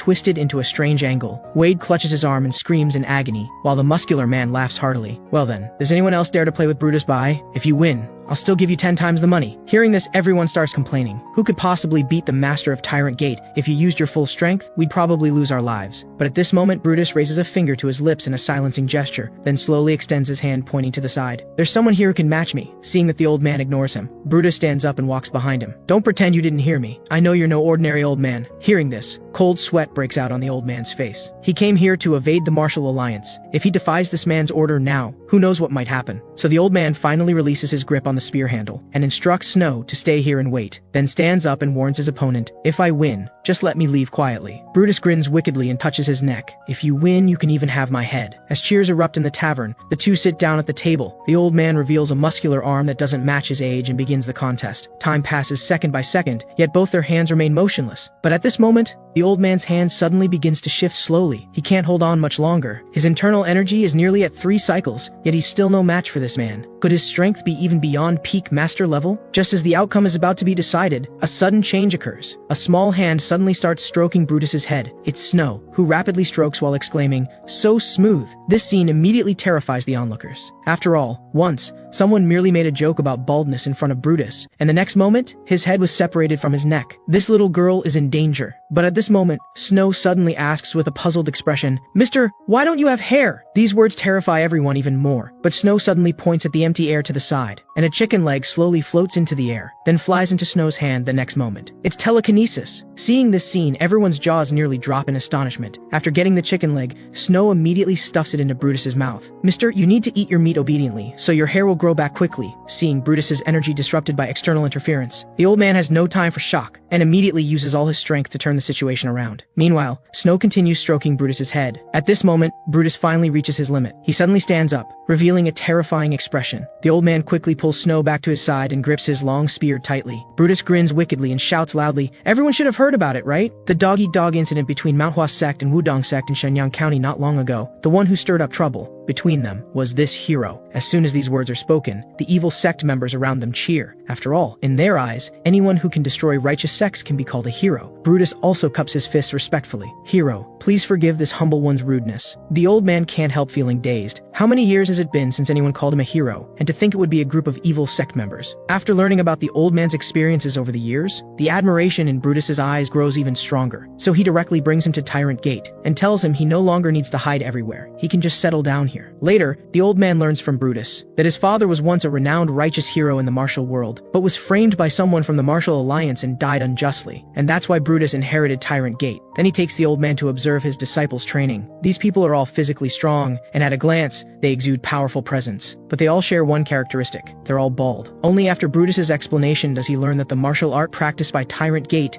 is called ghost head technique, and men who cultivate this technique become very strong, but the side effect is hair loss. Tyrant Gate also has a tradition of teaching ghost head technique to visiting guests. If you're interested, I can teach it to you as well. Hearing this, the old man touches his hair in shock, and is about to rush out the door, when he sees an enchanting woman walking slowly toward them. She is Lady Lotus, the master's wife. "I heard the master brought an honored guest, so I cleaned out a residence. If you leave just like that, I'll be quite troubled." After speaking, she arranges for servants to take the old man to the guest quarters. Brutus is about to personally escort him, when his wife grabs him. "Has the master forgotten that we need to discuss family matters?" Just like that, Brutus is pulled into the room by his wife. Listening to the continuous scolding coming from behind, the old man instead smiles with relief. He originally thought all evil sect members were thoroughly wicked, but today it seems this was merely his prejudice. Moreover, they even prepared such fine accommodations for him. But the old man has no intention of resting properly, because starting today, he will pass on everything about the killing wind spear technique to Snow. Time flies by, and in the blink of an eye, 6 months pass. Under the old man's guidance, Snow grows rapidly. One day, Brutus rushes into the courtyard with a panicked expression, and before the old man can ask, he hears Brutus say with a serious expression, "Listen carefully. From today on, Gu County is about to become a battlefield. Those bastards from 4 Bloodgate attacked my brothers in East River. I must eliminate them." It turns out that Gu County was originally divided among 4 factions,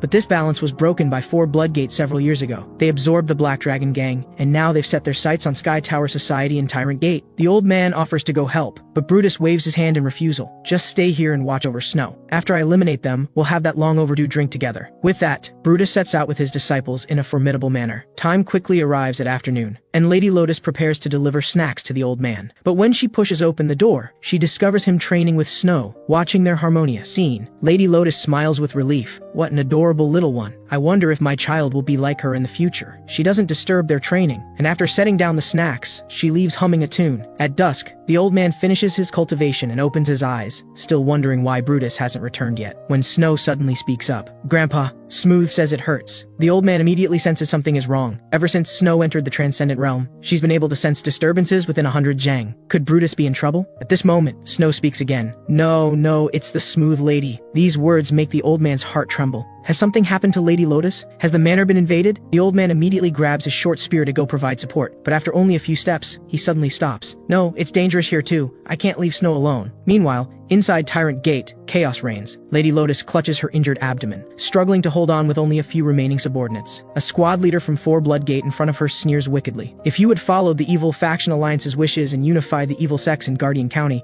how would things have come to this? I'll give you one last chance. Surrender now and I'll spare your lives. Hearing this, Lady Lotus explodes in fury. Shut your mouth, you despicable scoundrels.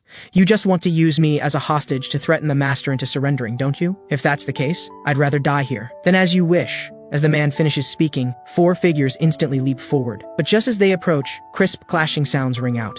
Everyone looks up and discovers that Lady Lotus has leaped into the air. As she spins violently while wielding her crescent moon blade, the scene is instantly shrouded in a mist of blood. However, before she can celebrate, she sees the squad leader has already struck with his blade. At this critical moment, the sound of weapon collision suddenly rings out. As the squad leader reels in shock, the crescent moon blade already slashes toward him. He quickly controls his body and retreats backward, but still suffers serious injuries. The newcomer is the old man, who stands before the lady with his short spear and says, I'll try to stall until Brutus returns. You should hide in the back. But how could Lady Lotus agree to leave? You should take Snow and escape. These men are all first-rate martial artists or higher. The old man knows this well. He also understands he can't handle so many people. But if he leaves them alone, the tragedy of Liu family manor will repeat itself here. Therefore, the old man has no intention of retreating. He shouts loudly at the people in front of him, I'll give you one last chance. If you leave now, you'll be able to save your lives. Hearing this, the squad leader's heart trembles. Just his voice carries such powerful pressure. This person's internal energy must be extremely profound, so he immediately orders his men into battle formation, clearly not intending to back down. The old man sighs helplessly and softly calls to Snow behind him. Grandpa once said that people who do bad things deserve to be punished. Those men in red have done many bad things, so in a moment, you'll use your stick to hit them. But remember,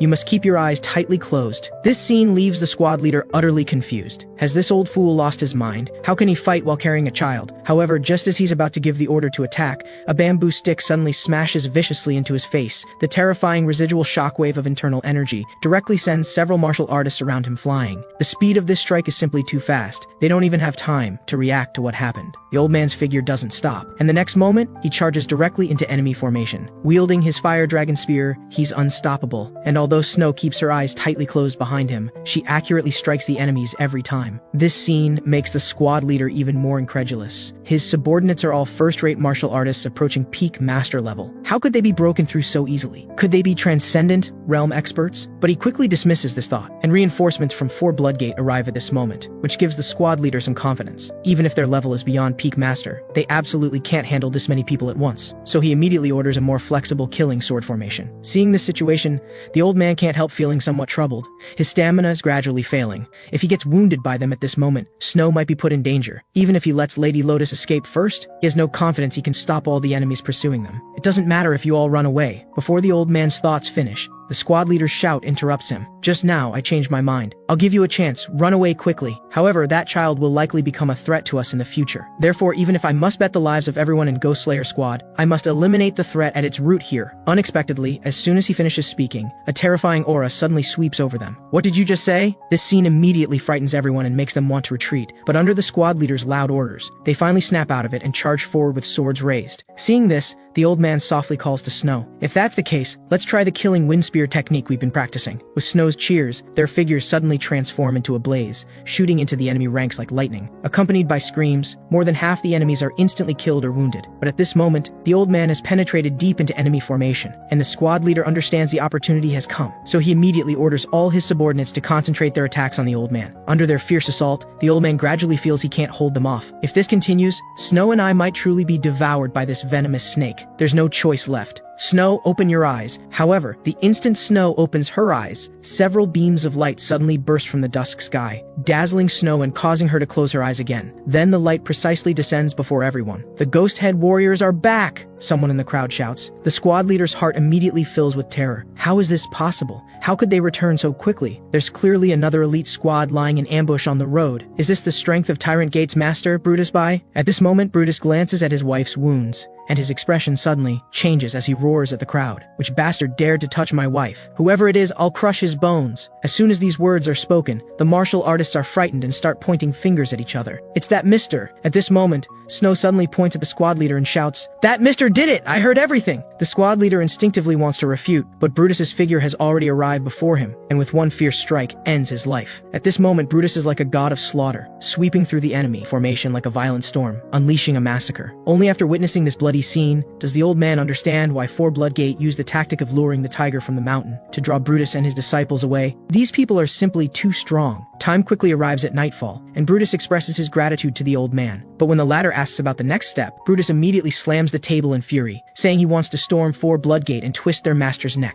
The old man sighs helplessly. Since they made the first move, it means they've long prepared countermeasures for failure. Or perhaps this failure was part of their plan all along. You have a fiery temper, so they may have already set a trap, just waiting for you to act on impulse. Plus, they've already absorbed the Black Dragon Gang. Their numbers are now more than double ours. We absolutely can't act rashly. Hearing this, Brutus slams his fist on the table. It doesn't matter. Victory doesn't go to whoever has more people. If we need to eliminate them, we'll take direct action. These words nearly infuriate the old man to death. Although Brutus is brave, he lacks strategy and calm judgment. The old man restrains his impulse to slap him. Listen carefully. The only solution right now is to properly persuade Sky Tower Society to join forces with us. If we take one wrong step and rupture relations, they might even side with Bloodgate. Brutus nods thoughtfully. I understand. If they dare refuse to help us, I'll burn Sky Tower Society to ashes. As soon as these words are spoken, the old man can no longer hold back and collapses to the ground in a fit of rage. Time arrives at the next morning, and Brutus arrives outside Sky Tower Society's manor. Seeing his appearance, the guards immediately raise their spears warily to block him. Recalling last night's earnest advice, Brutus can only forcibly suppress his anger, and calmly states that he wants to see the master. However, at this moment, the old man approaches the guards with an unfriendly expression and roars, "Move aside." Seeing the two remain unmoved, the old man suddenly blasts open the gate with one palm strike, then walks in with a bewildered Brutus. All the martial artists who come to stop them are knocked down by the old man with a single move. The huge commotion quickly attracts a large number of martial artists, and even an elder is alarmed. "Master Bai, you burst into someone else's manor early in the morning. What is your intention?" Brutus's face breaks out in profuse sweat, afraid that one careless word might cause them to side with Bloodgate. "I'm here to talk with you all." The old man sighs helplessly. "Step aside. Let me persuade them." With that, the old man pushes Brutus aside and walks forward. Under the confused gazes of the martial artists, the old man adjusts his bamboo hat and shouts loudly, "From now on, this place belongs to Tyrant Gate." A martial artist immediately charges at him with a blade. However, he never expects that the old man merely lifts his right hand slightly and pins him in the air. As he lowers his right hand, the martial artist is heavily slammed to the ground. This scene completely stuns everyone. Being able to use telekinesis means he has reached the divine entry realm. But the elder refuses to believe it, thinking this is just the old man's trickery, so he immediately orders everyone to attack together. However, at this moment, the hilts of their blades suddenly ignite with roaring flames out of nowhere, and the next moment, they all drop their scorching blades. It's Samadhi fire! Only now does the elder realize this man isn't bluffing at all. His strength has truly reached the transcendent realm. But what they don't know is that everything that just happened was actually done by Snow behind the old man. Meanwhile, the old man says coldly with a serious expression, "I'll show mercy only once. If you dare attack again, prepare to be burned to ashes." As soon as these words are spoken, everyone is immediately too frightened to move. Then the old man shouts loudly to the side, "Won't you come out?" Hearing this, the person finally walks out slowly. Seeing this, Brutus says, "That's Victor Zhang, the leader of Sky Tower Society." He slowly walks to the elder's side and says softly, "This person can detect me even when I conceal my energy. His internal energy must be profoundly deep.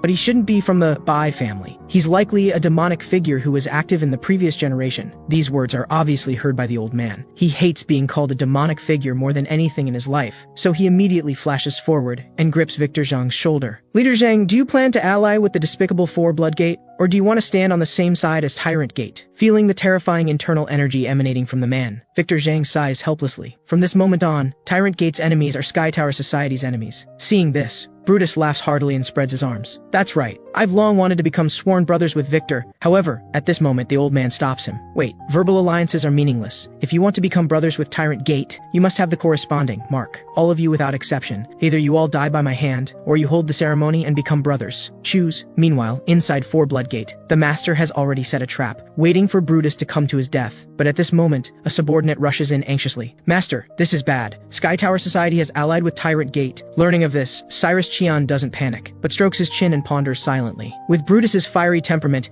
he definitely wouldn't lower himself to persuade others. He must have forcibly suppressed Sky Tower Society with martial power, so both sides must have suffered considerable casualties. At this moment, the reconnaissance team sends a secret report via carrier pigeon, stating that a group of bald men at Sky Tower Society's manor are causing a disturbance and refusing to leave. Hearing this, Cyrus is delighted. It seems things are just as I predicted. This means Tyrant Gate is empty again. Everyone listen up. First, send the Black Dragon members to feint an attack on the bald men at Sky Tower Society, and the rest will follow me to attack Tyrant Gate. Soon after, Tyrant Gate's main gate is blasted open with a palm strike, and Four Blood Gate's forces instantly pour in. Everyone attack, capture Brutus's family as hostages and eliminate everyone else. However, as they kick open room after room, they discover the place is completely empty. Just as Cyrus is puzzled by this, a long blade suddenly spins toward him. He turns around awkwardly to block the attack, and when he looks closely, he discovers the attacker is none other than Brutus. How is this possible? Aren't you at Sky Tower Society? You always scheme against others. Now that you've fallen into a trap yourself, how does it feel? As soon as Brutus finishes speaking, dozens of figures appear on the rooftops behind him. Cyrus is immediately shocked and angrily demands to know what's going on. Just then, another secret report arrives from the reconnaissance team, and a subordinate reports with a shocked expression, "Those are all Sky Tower Society members. They all shave their heads." Hearing this, Cyrus's expression becomes increasingly grim. He originally planned to consolidate the three forces before attacking Tyrant Gate, but in this situation, victory or defeat can only be determined by individual martial prowess. It's truly unbelievable. How could that brute Brutus come up with such a countermeasure? Or has a strategist I'm unaware of appeared within Tyrant Gate? At this moment, Cyrus stops his thoughts and points his sword at Brutus. Although fighting fair and square isn't my style, it seems right now there's only one solution. To settle this in combat? No. As soon as Brutus finishes speaking, he suddenly raises his blade and charges. "You're wrong, you shouldn't face me head on. What you should be doing is running away as fast as you can." Hearing this, Cyrus instead reveals a wicked smile. "Don't look down on me. I'm no longer the Cyrus I once was." With that, he forcefully pushes Brutus back, then his long sword thrusts out as fast as lightning. Although the latter is somewhat shocked, he can still parry. Both sides fight fiercely, and the old man on the roof is equally amazed. On one side is the swift and agile sword. On the other is the fierce and powerful blade. It's like watching a fierce tiger and venomous snake in combat. The terrifying aura emanating from these two powerful fighters shocks the surrounding martial artists into immobility. The reason the old man observes from the roof is to let Snow gain real combat experience. Meanwhile, the battle between both sides reaches its climax. Cyrus's speed becomes faster and faster, and each sword strike leaves a bloody mark on his opponent. In contrast, Brutus's attacks are blocked every time, which greatly boosts Cyrus's confidence, and his sword strikes like a violent storm, forcing Brutus back several meters, his body covered in wounds. If an ordinary person were watching, they would certainly think Cyrus has won, but the old man says Brutus will win. Although Brutus appears heavily wounded, in reality, only his skin or clothes have been cut. Conversely, although Cyrus blocks the dual blades every time, they carry Brutus's profound internal energy. So back and forth, the internal injuries he suffers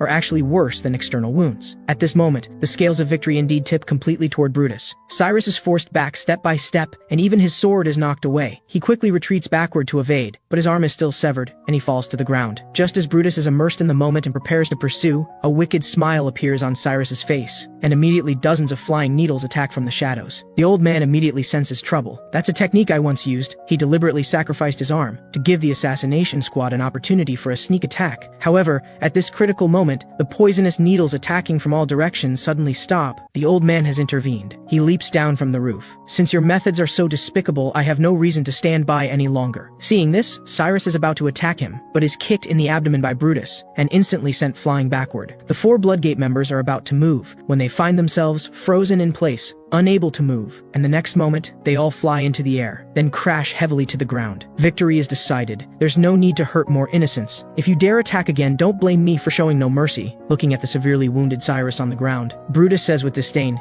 "You don't need to blame anyone. You were outsmarted by your own cleverness." With that, Brutus swings his blade fiercely toward his neck. However, after a scream, Cyrus's neck remains intact, but the ground beside him has been torn open with a huge gash. "Are you humiliating me, you bastard? Just finish it." Brutus certainly wants to do that, but the old man once told him, "It's best to eliminate threats quickly, but if someone can be useful, wouldn't keeping them be a good thing? You should thank my magnanimous and wise brother." "Cut the crap. Do you think I'll become your dog just like that?" Before he finishes speaking, he's interrupted by Brutus's roar. "When did the once clever you become like this?" this. The evil faction alliance wants Guardian County's sects to work together, not kill each other. If we fight to the death, who do you think benefits most? Naturally, it's those hypocritical righteous sects who took my father's life and killed your brother. If you're all willing to lend Tyrant Gate a hand, even the nearby Manhwa sect and Central South sect won't dare look down on Guardian County. Isn't this also what your brother hoped to see? Hearing this, Cyrus finally grasps Brutus's extended hand. I owe you my life. From now on, I'll live for Guardian County. Thus, the internal conflict among Guardian County's evil sects finally comes to an end. The old man removes the cloth used to carry snow and bandages Cyrus's wounds. Unlike me, with these minor injuries, you'll recover quickly at your young age. But how can you guarantee you'll always stand on the same side as Brutus from now on? Cyrus says seriously. As long as it proves my determination, I can do anything. Truly anything? Absolutely. With Cyrus's firm answer, Guardian County's major evil sects once again hold a brotherhood ceremony, and Guardian County welcomes long-lost peace. The only victim left is Snow. The matter is perfectly resolved, but the old man can't bring himself to be happy. Many years have passed since his family was annihilated, yet he still hasn't begun the real fight. Although the tumor has been removed, fate cannot be changed. Time is running out. If he doesn't want to leave Snow alone in this dangerous world, he must cultivate as quickly as possible. As the old man finishes a complete cultivation cycle, Brutus's figure appears outside the door. The two come to the lakeside together, and Brutus says excitedly, "Now I can use connections with the evil faction alliance, so I should be able to find the one who framed you soon." The old man remains calm. "Thank you. Thinking of those children who died unjustly, I still can't sleep. Recently, I feel my time is running out. Snow is still young, and with my left arm injured, now I can't avenge my family even less." Brutus says in shock. "Don't say that. Haven't you been cultivating non-stop this whole time?" "Yes, I've put all my energy into cultivating with Snow. I originally thought I needed at least 5 more years of cultivation, but suddenly discovered my internal energy has made great progress." Brutus grips the old man's shoulder with an incredulous expression. "Could it be that you—" "That's right. My internal energy has finally reached 3 cycles. Now it's time to attempt a technique that will allow me to avenge my family and accompany Snow as she grows up, the complete body transformation."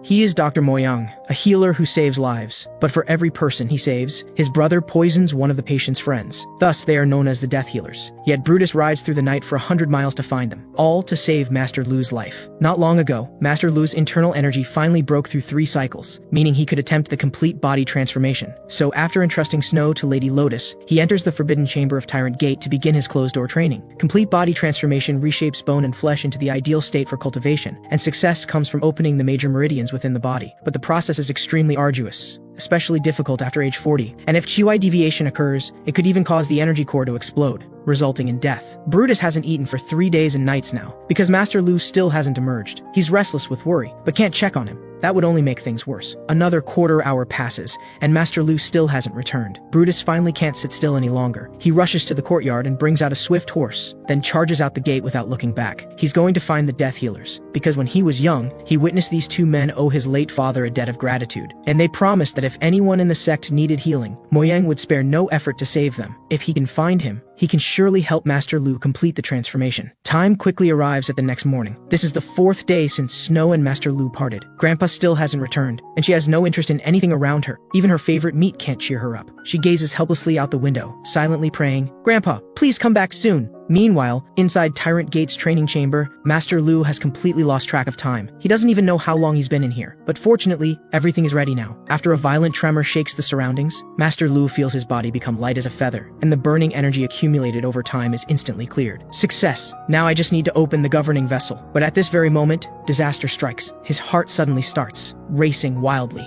and blood involuntarily seeps from the corner of his mouth. This is the sign of chi deviation. Realizing this, Master Lu tries to salvage the situation, but blood suddenly gushes from his mouth, and the next moment he collapses to the ground. Using his last strength, he crawls toward the door. "I can't die. Snow is still waiting for me." At that moment, the door is suddenly pushed open. It's Brutus! His face full of anxiety, he rushes to Master Lu's side. His worst fear has come true, but fortunately, he's successfully brought Dr. Moyang. Soon after, under the healer's full effort, Master Lu's complexion finally returns to normal, and his breathing gradually becomes smooth. Moments later, Master Lu slowly sits up and expresses his gratitude to the 2 men before him. "No need to thank me. Without your powerful will, even immortals couldn't have saved you." Then Brutus says excitedly, "You're a healer who can bring people back from death. Surely you have a way to help Master Lu complete his transformation?" "I naturally have a way, but I cannot help you further. Though I owe your father a debt, I only promise to help you once." Moreover, from examining his pulse, I discovered he practices righteous martial arts. I once swore never to help righteous sect members again. "Doctor," Moyang speaks while walking toward the door, but suddenly turns back and says, "However, have we met before? I'm just a nobody in the martial world. I don't recall meeting you." At this moment, he seems to remember something. He immediately pulls out a piece of paper from his robe and examines it. The more he looks, the more excited he becomes, his hands even trembling involuntarily. May I ask, are you the one who, several months ago, drove a wedge between ManhwaRecap sect and Wudong? Exactly, Brutus interrupts before the healer finishes. That righteous warrior was Master Lu. Hearing this, Dr. Moyang immediately kneels before Master Lu. Please forgive my earlier rudeness. I failed to recognize you as the benefactor who avenged me. It turns out, Dr. Moyang's brother was killed by a ManhwaRecap disciple years ago. So to wait for revenge, he set up a clinic near ManhwaRecap, specifically treating evil sect martial artists. But the enemy who killed his brother was slain by a Wudong elder in Shanyang County with a single palm strike. Therefore, to repay this debt, the healer has been carrying the wanted poster with him ever since. As he speaks, Dr. Moyang pulls out a pill from his robe. This is a miraculous medicine carefully crafted from rare herbs over 10 years. If you take it before attempting the transformation, your life will no longer be in danger. However, before the two can rejoice, they hear Dr. Moyang continue. Even if the transformation fails, you won't suffer chi deviation and nearly die like this time, but you'll become a living corpse, conscious yet unable to control your body. You have a 50% chance of this outcome. Of course, there's also a good outcome. If you successfully enter the transformation, rejuvenation will very likely occur simultaneously. You might return to being a 20-year-old youth, or you could become a helpless newborn infant. This news is a devastating blow, shocking both men. After saying this, Dr. Moyang bids farewell and leaves, and Master Lu abandons the idea of transformation. After all, whether becoming a living corpse or an infant, neither is acceptable to him. What he should do now is take good care of Snow. So the next day, Master Lu takes the fire dragon's spear to the blacksmith shop. He wants to reforge the spear's tail section and give it to Snow to use. Unexpectedly, the blacksmith is immediately astonished upon seeing it. He recognizes at a glance that this is the work of the renowned Master Qin. Though it's regrettably broken, fortunately he's highly skilled at modification. So in just one day, he reforges it into 2 weapons that can even sense each other's presence within a certain distance. Master Lu immediately returns home and gives one to Snow. Watching her joyful expression as she treasures them dearly, Master Lu realizes it's time. The most important thing now is to pass on everything about the killing wind spear technique to Snow. Because before leaving, Dr. Moyang warned him, though you're holding on with your deep internal energy now, in 5 more years,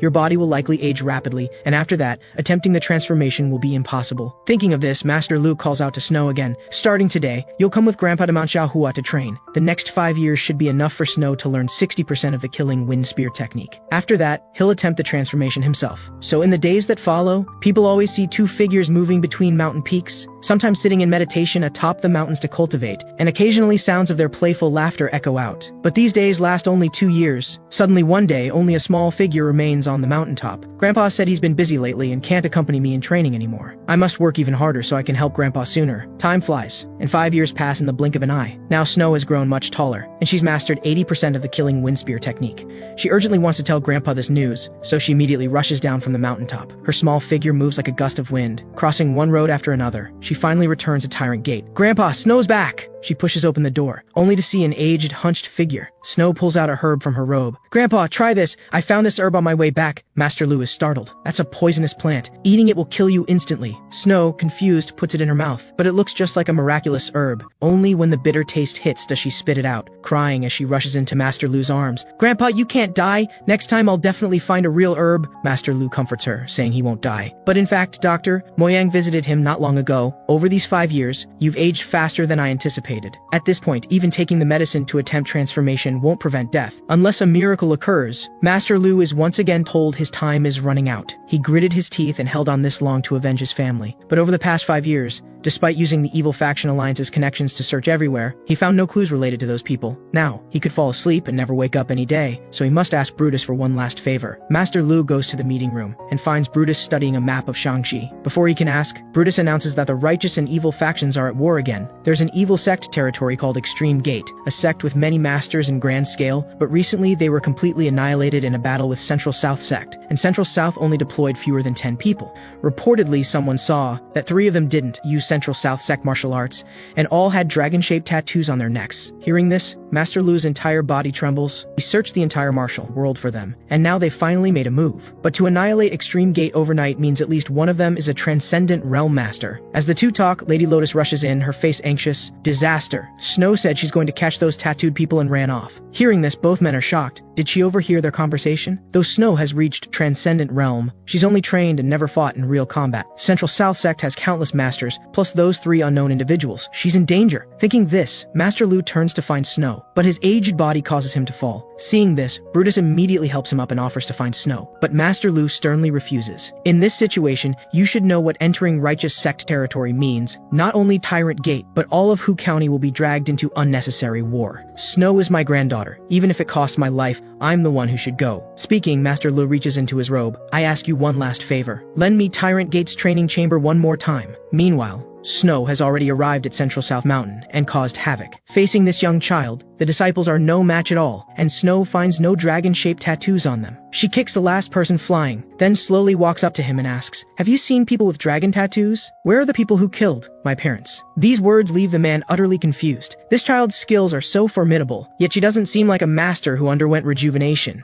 Her words and actions are clearly those of a child. Thinking this, he immediately raises his hand to stop Snow. Actually, your parents didn't die. They were all taken away by those tattooed people. I'll take you to see them now. Seeing Snow stop with tears in her eyes, the man knows he successfully deceived her. After all, she's just a child. He's already sent a signal to his fellow disciples. Soon, the sect's guard squad wielding black iron swords will arrive. Until then, he just needs to stall her. The man continues to deceive Snow with his words. Moments later, a rain of swords suddenly fills the entire night sky, densely shooting toward Snow. The man immediately shows a wild grin, but the next second, a ball of flames appears out of nowhere behind Snow, blocking all the sword arrows. Then, under Snow's confused gaze, a young figure emerges from the flames. Without any pause, he rushes straight toward the man on the ground. The next moment, his spear instantly pierces through the man's chest. Then he turns to face Snow. Even though you're already a top martial artist, in the martial world, letting your guard down can get you killed in an instant. Haven't I told you this many times already? What greeted him was a blow with a club. Who are you? Why are you wearing my grandpa's clothes? Grandpa immediately looks hurt. He never expected Snow wouldn't recognize him. But right now, Central South Sect pursuers are about to arrive, so he can only coax Snow. If you want to know where the tattooed people are, follow me. Without any suspicion, she follows him. Seeing this, the youth feels somewhat helpless to trust others' words so easily. She really is still a child. After a while, the two finally return outside Tyrant Gate. The youth just breathes a sigh of relief when Snow grabs his ear. How exactly did you know where my home is? He's about to explain when Brutus pushes open the door. Master Lu, you're finally back. I've been waiting for you. Seeing his current adorable appearance, Brutus almost can't resist reaching out to pat him, and Snow now circles around him, observing. Looking at it this way, his aura really is the same as Grandpa's. Snow finally can't help but burst into tears, rushing forward to hug the youth. That's wonderful, Grandpa. You won't die now. Silly child. Of course Grandpa wouldn't leave you alone. After coaxing Snow to sleep, the youth decides to personally go to Central South Sect to gather intelligence. Brutus looks worried, saying going alone is too dangerous. But at this moment, he picks up a teacup. Watch this. As he speaks, the tea water instantly transforms into a water column. The next moment flying into the air like a water snake, quickly circling around the room, before returning to the teacup without spilling a single drop. Then the youth says seriously, now, whether it's the depth of my internal energy, or the body executing martial arts, both are several times stronger than my prime. Therefore, for me, there's no reason to delay revenge any longer. Meanwhile, the matter of two children attacking Central South at night has now spread throughout Central South Sect. Even the junior disciples, at the mountain's base, are discussing it with great interest. Little do they know, a figure has already set his sights on them. The youth appears in an instant and knocks out two people, strips off their clothes and puts them on, then carries tea water and enters Central South Sect. He pushes open a room door. The person inside stops cultivating. Are you a new disciple? Don't you know I only drink black tea? Hearing this, the youth's face darkens. So much nonsense. When an adult brings you tea, you should say thank you, then come drink it obediently. At these words, the man instantly becomes furious, swinging his hand at the youth, but the latter simply raises his right hand lightly, instantly sending the man flying, crashing hard into the wall. The youth slowly approaches and grabs his throat. I'll give you one chance. When Central South Sect annihilated Extreme Gate, who were those three tattooed people at the scene? I don't know. That was the first time I saw them too. This answer clearly doesn't satisfy the youth. If that's the case, there's no need to let you live. Saying this, his left hand forms a blade and strikes toward the man's face. It's Elder Xian. At the critical moment, the man shouts in terror. It was Elder Xian who brought them to Central South Mountain. He should know the details. Then the youth asks a few more questions about Elder Xian, then blends into the group of entry-level disciples and reaches the inner area of Central South Sect. From the earlier inquiry, he learned that Elder Xian's location is Yanghua Hall. Now he's separated from the group, but as long as he walks naturally, he definitely won't be suspected. However, before he gets far, a disciple shouts and stops him. All third-generation disciples are working in the dining hall right now. What are you doing here? The youth smiles foolishly, saying he got lost, but this attitude displeases the person, who immediately kicks him, only to end up rolling on the ground in pain himself. The commotion immediately attracts a large group of disciples. The youth is about to force his way through, when suddenly a burly man picks him up. Didn't I assign you all to work in the dining hall? Why are you still here? The youth frantically swings his arms and legs trying to break free, but finds it's useless. Seeing more and more disciples gathering around, he sighs helplessly. Forget it. Looks like the plan has failed. So he immediately straightens his legs, his body instantly spinning like a top, and the burly man's hand gripping his back is twisted into a knot. The youth successfully breaks free from the burly man, and quickly uses his movement technique to escape.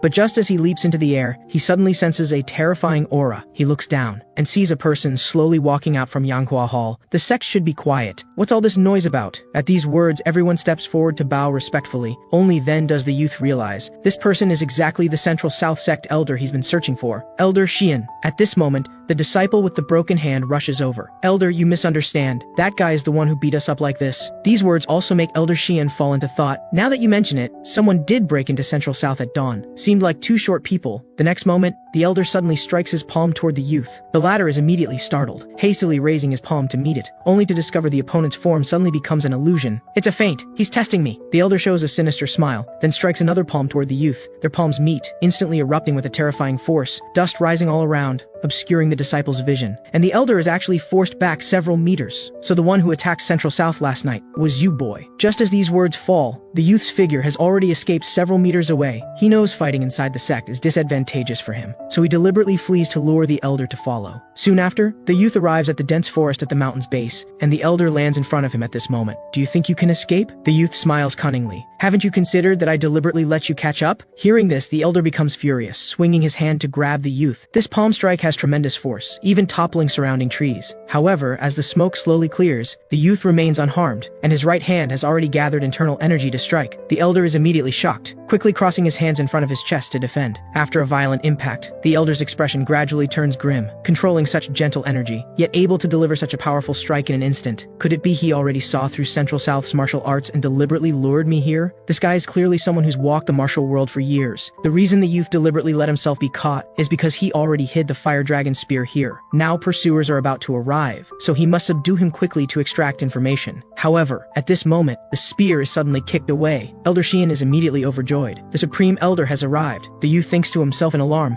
this is bad. Looks like I'll have to deal with two elders at once. Meanwhile, inside Tyrant Gate, Brutus stands outside worrying. Central South Sect is filled with masters, and now they've attracted a group of strange people. He's truly worried about Master Lu's safety. Fortunately, Snow has been napping for a long time today. Otherwise, it would be trouble when she wakes up. Brutus discusses seriously with his wife, then turns to look, only to discover Snow has somehow appeared behind him. You said Grandpa went to fight? Who is Central South? Where is he now? On the other side, the youth is already in a tough battle. Though the Supreme Elder kicked away the spear, fortunately he reacted quickly, leaping into the air to retrieve it. Facing two Central South Sect elders, he doesn't fall behind at all. His fierce spear technique even forces both back repeatedly. However, he also understands that this situation exists, because his opponents currently have no weapons, while he possesses the fire dragon spear. But with more pursuers yet to arrive, he can't keep dragging this out. Thinking this, the youth immediately grips his spear tightly. A dazzling protective aura instantly bursts forth. Just as the two raise their hands to defend, the youth's figure suddenly shoots forward, his spear pointing straight at Elder Xian. But at this moment, a long sword suddenly strikes to block the attack. Just as he steadies himself, another long sword shoots toward him. The youth dodges to the side, and the two elders leap to catch the swords. Then, another figure emerges from deep in the forest. It's Elder Sheng of Central South Sect. The two swords were thrown by him. The youth lightly wipes the blood from his cheek. Things are getting more troublesome. The weapon advantage is gone,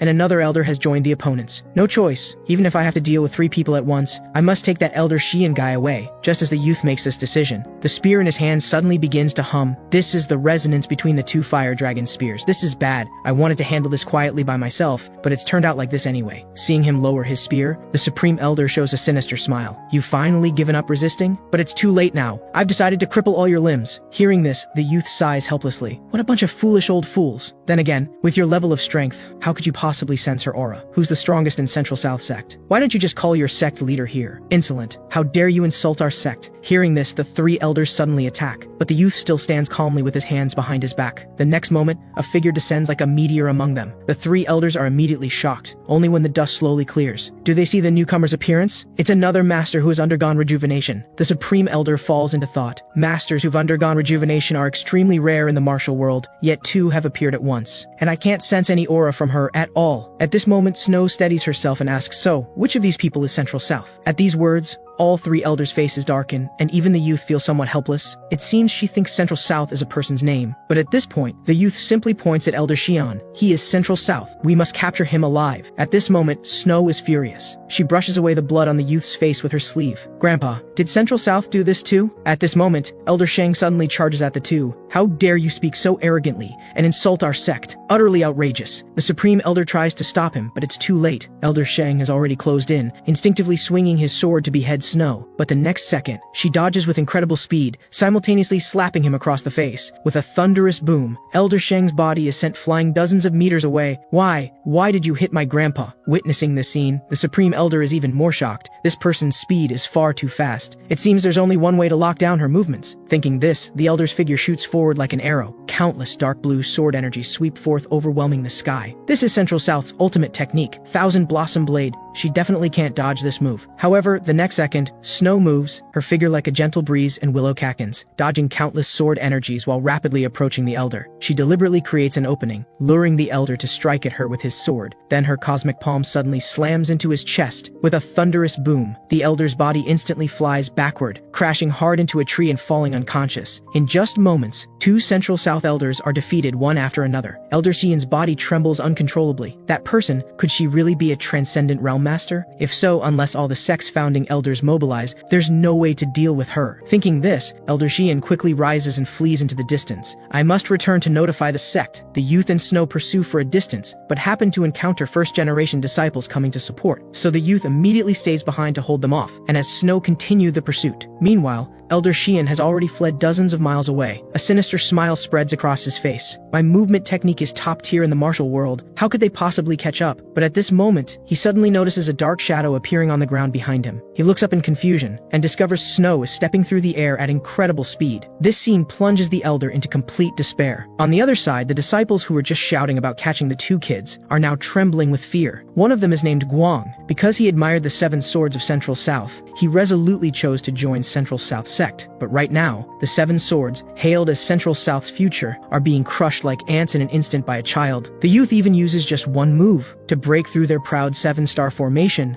Now you're the only one left. Why don't you call more people? Seeing this, Guang immediately kneels and begs for mercy. But the youth doesn't pay attention and instead turns around, lost in thought. Guang is immediately startled. To be so careless, if I act now, maybe I could finish off that kid with one sword. But he quickly kills this thought. After all, this guy is so strong he doesn't seem human. So he quietly gets up and tries to flee backward. But before he takes a few steps, his body freezes in place. But this isn't the youth's doing. Rather, it's because he sees Snow dragging the unconscious Elder Xian back. Grandpa, I caught Central South. Seeing this, the youth smiles and praises Snow, then finds a reason to send her away, because what's about to happen next, he doesn't want Snow to see. Soon after, the first-generation disciples are tied up and kneeling to the side, and before their eyes is the brutal scene of the youth torturing Elder Xian. But even though the latter has been beaten beyond recognition, he still hasn't revealed any useful information. So the youth immediately changes tactics. He slowly walks to the first-generation disciple's side. If you don't reveal the identity of the tattooed people, your poor disciples will leave this world before you do. Seeing that Elder Xian still refuses to yield, Guang can't hold back anymore. Grand Master, just tell him quickly. Otherwise we'll all die. Since ancient times, who hasn't faced death? Even in death, we cannot damage Central South's reputation. Hearing this, the youth sighs helplessly. What a shame. It seems your Grand Master doesn't plan to let you live. Seeing the sword about to behead him,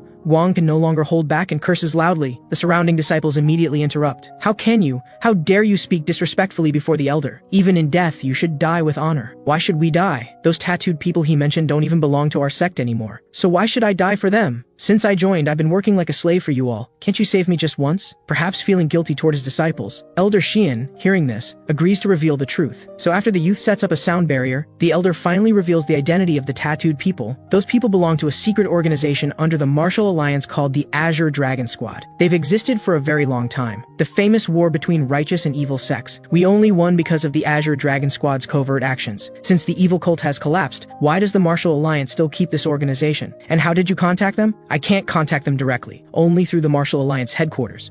I've only heard that the Martial Alliance gathers talented children and trains them as assassins from a young age, but I don't know where these children come from, nor their purpose. Hearing this, the The youth's expression changes. If this is all you're willing to say, then I'll have to reconsider whether to spare them. Wait, the elder hastily interrupts. I know one of the instructors who trained the Azure Dragon Squad members. It's Master Yuan of Shaolin Temple. As his words fall, the youth also removes the sound barrier. As agreed, I'll release your disciples. Finally, is there anything else you want to say? The disciples rush over in shock. But the elder has already accepted death. Though I will die, you must live to continue Central South's legacy. I'm sorry I'm leaving you with this burden and going ahead first. However, when he opens his eyes, he discovers the youth's figure has long since vanished. The young Samuel has already brought Snow to a nearby town. From the moment he learned about the Azure Dragon Squad, rage has been burning inside him. These people actually make children forget their own parents, just to train assassins. Shaolin Temple stands as the paramount force in the martial world, completely incomparable to the Central South sect, which ranks last among the 9 major sects. But if that person is connected to my family's enemies, I will find him and show absolutely no mercy. Just then, 3 men in blue light armor dash past him. He recognizes them immediately. The Azure Cloud Squad, a righteous martial force. Right now, they're hunting down a severely wounded evil sect warrior. Samuel naturally doesn't want to get involved, but Snow says, we're also from the evil sects, why don't we help him? Samuel shows a helpless expression, but thinking about it, from the moment his family was abandoned, he vowed never to side with the righteous sects. So, just as the man is cornered, on the verge of death,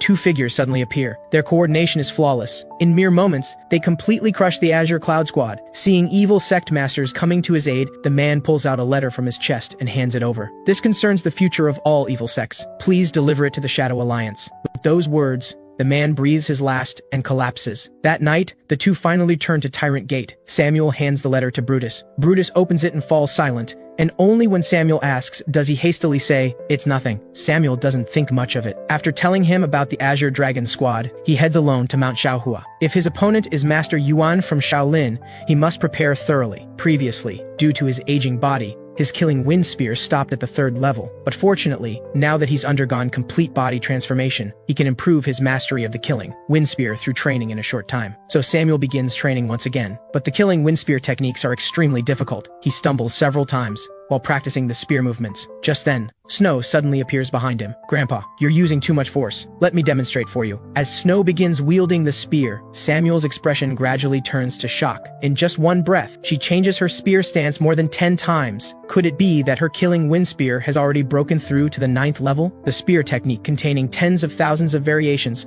looks like dancing petals at first glance, but the tremendous lethal power within creates a wind of death. Absolutely incredible. Just as Samuel feels gratified, a disciple rushes over from behind, shouting, "Bad news! Wanted posters have been put up in Huayang County." He hands over a notice. Samuel looks indifferent. What a fuss. It's not my first time being wanted, but when he opens it, what greets him is an ugly portrait. The disgustingly awful nickname Twin Demons, and the bounty amount. All of it makes Samuel furious. He immediately tears the wanted poster to shreds. These lunatics dare give me such an awful nickname. But when he turns around, he finds Snow holding her own portrait. Great, Snow has a nickname too. Samuel looks exasperated. Only notorious evil sect villains get nicknames like this, and she's actually happy about it. But whatever. My revenge against the righteous sects has only just begun. Call me whatever you want. Samuel then stops the disciple who's about to leave. You're Brutus's deputy, right? I want to ask you something. You'd better tell me the truth. After this day, to prepare for facing Shaolin Temple, Samuel and Snow begin training day after day. Not just the killing wind spear, they also train in the Liu family's twin spear formation. If mastered completely, their coordination alone can prevent enemies from touching them, and escape becomes nearly impossible. This day, after finishing another training session, Samuel calls Snow over with a serious expression. Your martial skills are incredibly powerful. So when fighting enemies, you must exercise restraint, unless it's a life or death situation. Using half your strength is enough. Snow smiles gently and nods vigorously to show she understands. Samuel gives this warning because he doesn't want young Snow's hands stained with blood, eventually becoming a true demon. Just then, Lady Lotus brings them some snacks, and Brutus says he has something to discuss with Samuel. The two move aside, and Brutus's expression turns serious. I'll prepare travel funds and provisions for you. Please leave here within 5 days. Brutus's sudden order to leave doesn't surprise Samuel. This is for Snow and me, isn't it? I already know. That letter contained the Martial Alliance's evil sect extermination campaign, right? The letter mentioned that soon, all righteous sects in Shanxi will attack Hu County together. Seeing his secret exposed, Brutus speaks frankly. The scale of the righteous forces will be unimaginable. If only the Central South sect and other minor sects come, we might have a chance. But if even Mount Hua sect joins, Hu County will be razed to the ground. So Brother Liu, Please take Snow and leave quickly. But Samuel extends his hand. If we leave, and later hear that Tyrant Gate was destroyed, I wouldn't feel right about it. Hearing this, Brutus finally grasps Samuel's hand. But even with your help, we probably can't stop all the righteous sects in Shanxi. The martial world isn't just divided into righteous and evil. Doesn't Shanxi have a massive neutral force capable of restraining ManhwaRecap sect, the #1 assassin organization in the martial world? Shadow Fang Guild. If the evil sects are wiped out, the righteous sect's war might reach them next. So I'll personally go meet their sect master. Brutus looks shocked. You don't mean you're going to Black Moon Mountain, that place rumored to be filled with deadly traps? Samuel quickly steps forward and covers his mouth.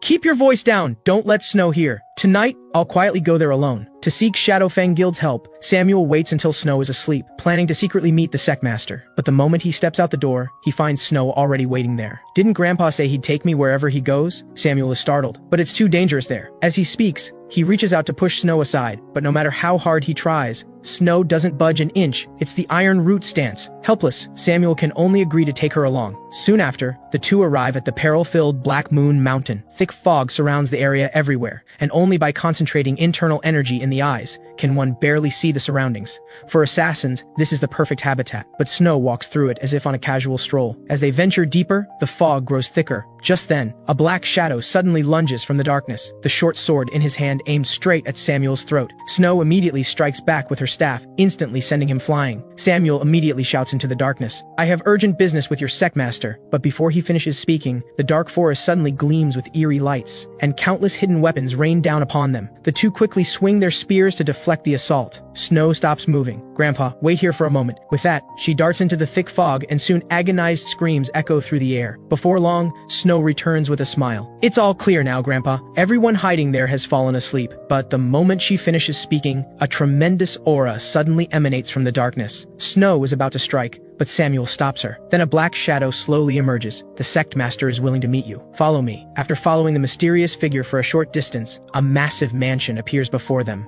The two enter, and inside sits a white-haired man. He is Master Bai, the sect master of Shadow Fang Guild, known in the martial world as Phantom Blade. Samuel immediately clasps his fists in greeting, but when he looks up, he senses a terrifying killing intent emanating from the sect master. He turns his head and realizes Snow is staring intensely at Master Bai. Seeing the situation about to deteriorate, Samuel quickly has Snow bow together with him. Only then does the sect master smile. "I was curious whether the rumors were true. Today I see the twin demons are even more formidable than the legends suggest. Speak, what brings you here?" Samuel produces a letter and an identity token. "The Shadow Alliance asked me to deliver these." With a thought, the sect master makes the letter fly to him instantly. "Evil sect extermination campaign? I see, but surely you're well aware. Shadow Fang Guild has always been neutral. We don't care about the evil sect's survival. The righteous sects suddenly started this war between good and evil, though I don't know their true purpose. Once they pacify the martial world, they'll surely do something. If Shadow Fang Guild poses a threat to them, how can you be sure they won't move against you?" These words make the sect master pause in thought. After a moment, he continues, "That may be true, but we cannot interfere in the war between good and evil. I'm not asking you to support us. On the day of battle, you only need to help trap ManhwaRecap sect and prevent them from reaching Hu County. If it's not a direct confrontation with ManhwaRecap, just delaying them for some time, we can manage that." Samuel clasps his fists again. That's enough. Soon after, the two return to Tyrant Gate, and scouts bring back news that tomorrow is the day of the righteous sect's general assault. So Brutus begins arranging the battle plan. There are only 4 roads into Hu County. Now with Shadow Fang Guild holding off ManhwaRecap, the road from Central South Mountain will be jointly defended by Tyrant Gate and Black Dragon Gang. The 2nd and 3rd checkpoints will be defended by 4 Bloodgate and Sky Tower Society respectively. If any of the 3 checkpoints falls, everyone must retreat to Tyrant Gate for a final desperate battle. Therefore, Hu County still faces near certain doom in this battle. Brutus turns to Samuel. "If we're all defeated, Brother Lu, you must. If things go wrong, I'll escape first and avenge Tyrant Gate later." Hearing this, Brutus bursts into laughter. "Tomorrow, stay at Tyrant Gate with the reserves. Go support wherever there's danger." Samuel nods. "Don't worry, we'll definitely win." Time quickly arrives at the next morning. A shout breaks the silence, and the Martial Alliance's general assault officially begins. Soon, scouts bring back good news. The 2nd checkpoint holds firm. 4 Bloodgate fights valiantly, and the enemy shows signs of defeat. At the 1st checkpoint, Brutus and his men fight desperately against the formidable Central South sect. But the moment he finishes speaking, another disciple brings news. Bad news. They discovered Sky Tower Society's weaker strength, so they've sent multiple small and medium sects to attack there. But Samuel smiles confidently. "Relax. Everything is going according to plan." Meanwhile, Sky Tower Society is already in a desperate fight. Already relatively weak, they face enemies several times their number. But just as the righteous warriors grin wickedly, ready to finish them off,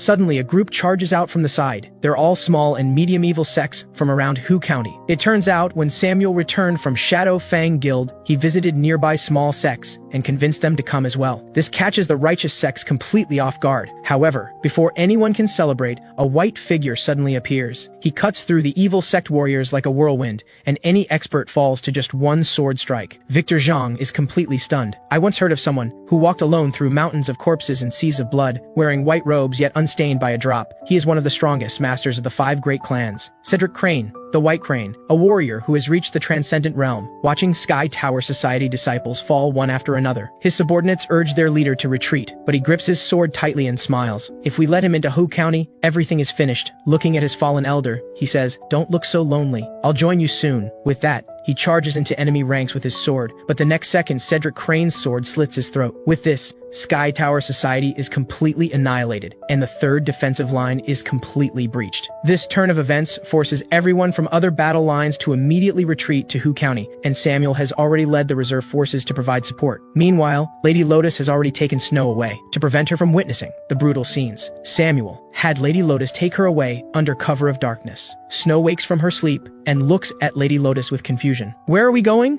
Didn't you say bad people were going to break into our home?" Lady Lotus is about to reassure her, but discovers Snow has already vanished. On the other side, Cedric Crane has already led the righteous forces through the city gates. At this moment, on the rooftops of buildings lining both sides, Samuel has already positioned his men in ambush. As the righteous warriors reach the middle of the street, countless hidden weapons rain down instantly. Cedric Crane stomps hard, and the ground around him shatters instantly. A solid chi barrier explodes outward in all directions, blocking all the hidden weapons, while his figure vanishes from the spot. The next moment, he appears on a rooftop, and with one sword swing, numerous disciples die instantly on the spot. But his figure doesn't stop, moving like lightning through the crowd, shrouding the entire sky in a bloody mist. "Stop right there!"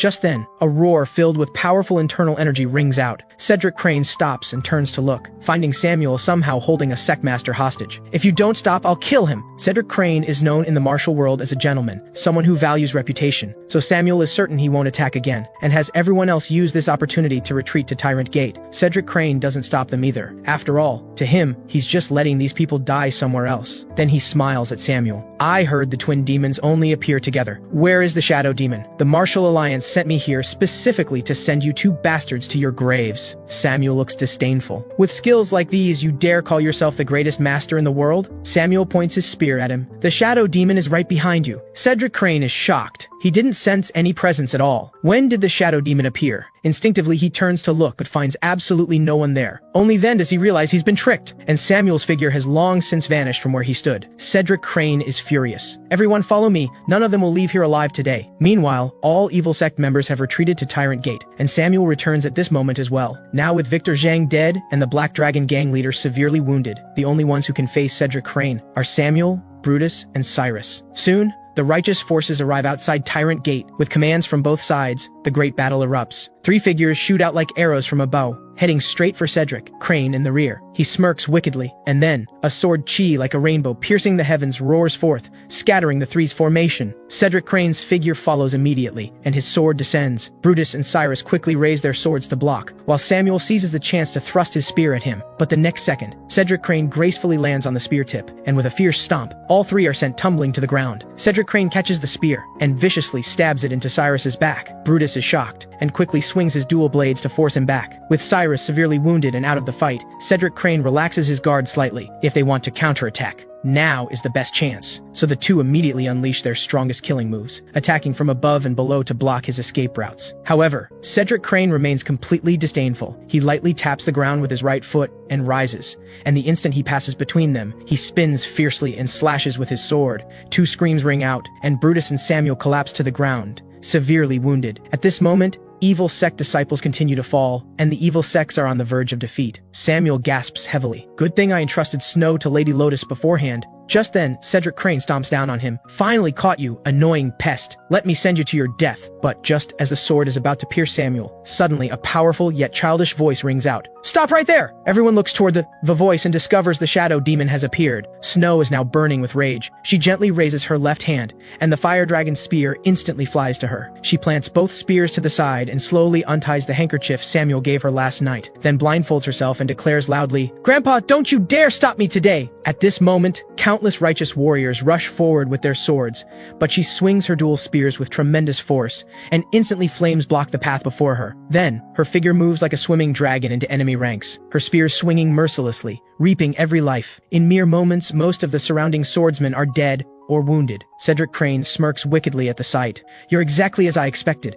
What a pity. Today you'll die under this sword." Snow glances at the severely wounded Samuel, then points her spear at Cedric Crane. "You dare hurt my grandpa? Get ready for a beating." With those words, her figure shoots forward, so fast that even Cedric Crane can't dodge in time. Her movements don't stop. Her dual spears thrust out like raindrops, momentarily leaving Cedric Crane with no chance to fight back. Seeing this, the evil sex, previously at a disadvantage, have their morale soar. But just then, Cedric seizes the moment to dodge the spears, and with flickering footwork appears behind Snow. The sound of metal clashing rings out. The sword misses, but Cedric Crane grins wickedly. "You surprise me. However, I've already seen through all your spear techniques." With that, his figure suddenly becomes multiple afterimages, and just as Snow struggles to lock onto him, Cedric Crane unleashes the White Crane technique. Instantly, countless sword chi surge forth, and with a violent explosion, thick smoke rises all around. The next moment, Snow's figure retreats rapidly from within, followed by countless sword chi and the relentless Cedric Crane. Snow repeatedly raises her spears to block the attacks, but Cedric Crane uses his movement technique to circle behind her again and unleashes Heaven Splitter, fiercely slashing towards Snow's head. This strike comes extremely fast. Anyone would say it's impossible to dodge,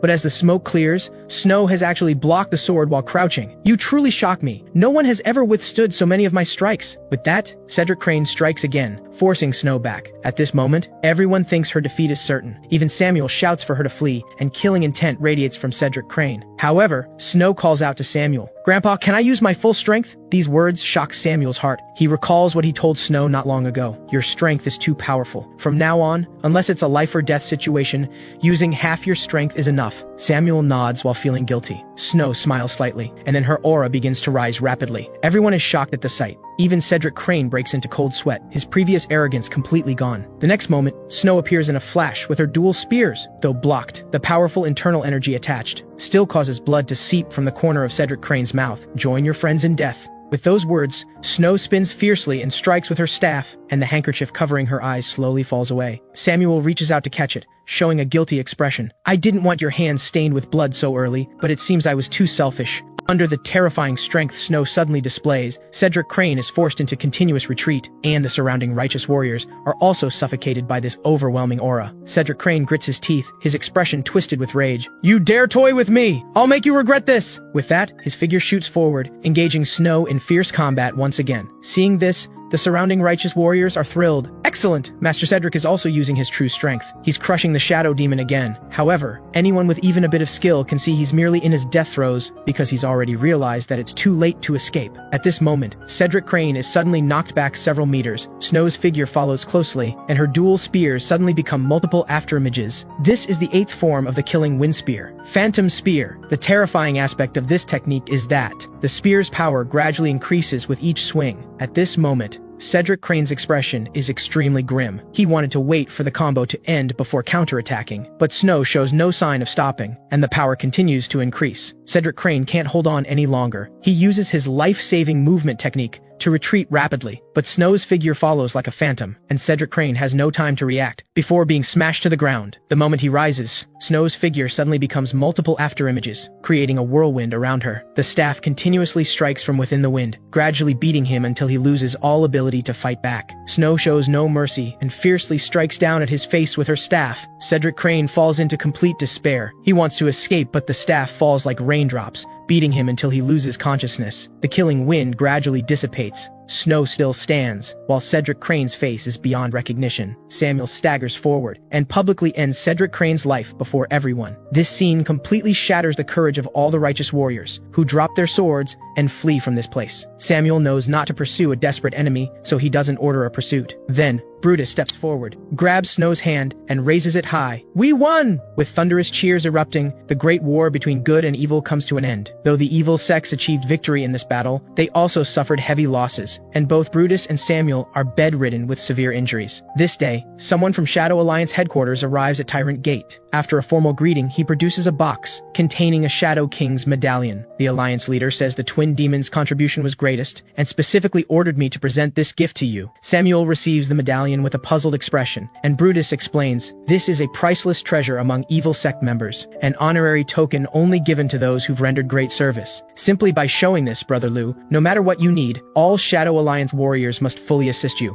Hearing this, Samuel is shocked. The Shadow Alliance leader's position in the martial world is like that of the Martial Alliance leader. Ignoring his goodwill would not be wise. So after clasping his fists in thanks, he accepts it into his possession. Several days later, Samuel's injuries are mostly healed, and he has already packed his belongings. To find clues about the Azure Dragon Squad, it's now time to leave Hu County and head to Shaolin Temple. So after a reluctant farewell, Samuel takes Snow and leaves Tyrant Gate, though they're still very attached to this place. Whenever he recalls the massacre of the Liu family, Samuel is overcome with grief. He simply cannot forget this hatred. Therefore, he must find Master Yuan to uncover the truth. So after traveling for several days straight, the two arrive at Chang'an City. Coming to such a prosperous city for the first time, Snow's eyes are opened wide, and she's extremely interested in everything around her. To prevent her from doing anything excessive, Samuel warns, "See those people wearing armor? If you use martial arts randomly here, they'll tie you up and spank you. Not just here. Until we reach our destination by boat, you cannot use martial arts in front of people." Samuel gives this warning for another important reason. Right now, Henan hasn't started hunting the twin demons yet, so traveling quietly under false identities is best, or they'll only invite unnecessary trouble. Before long, the two board a merchant ship heading to Luoyang. Just as Snow marvels at the vastness of the Yellow River, someone behind them suddenly calls out, "This journey is very long. 2 kids traveling together is too dangerous. You're siblings, right?" Hearing this, Snow immediately smiles and confirms it, and the man smiles while patting Samuel's head. "In that case, until we reach our destination, you should stick with me. If there's danger, I'll protect you."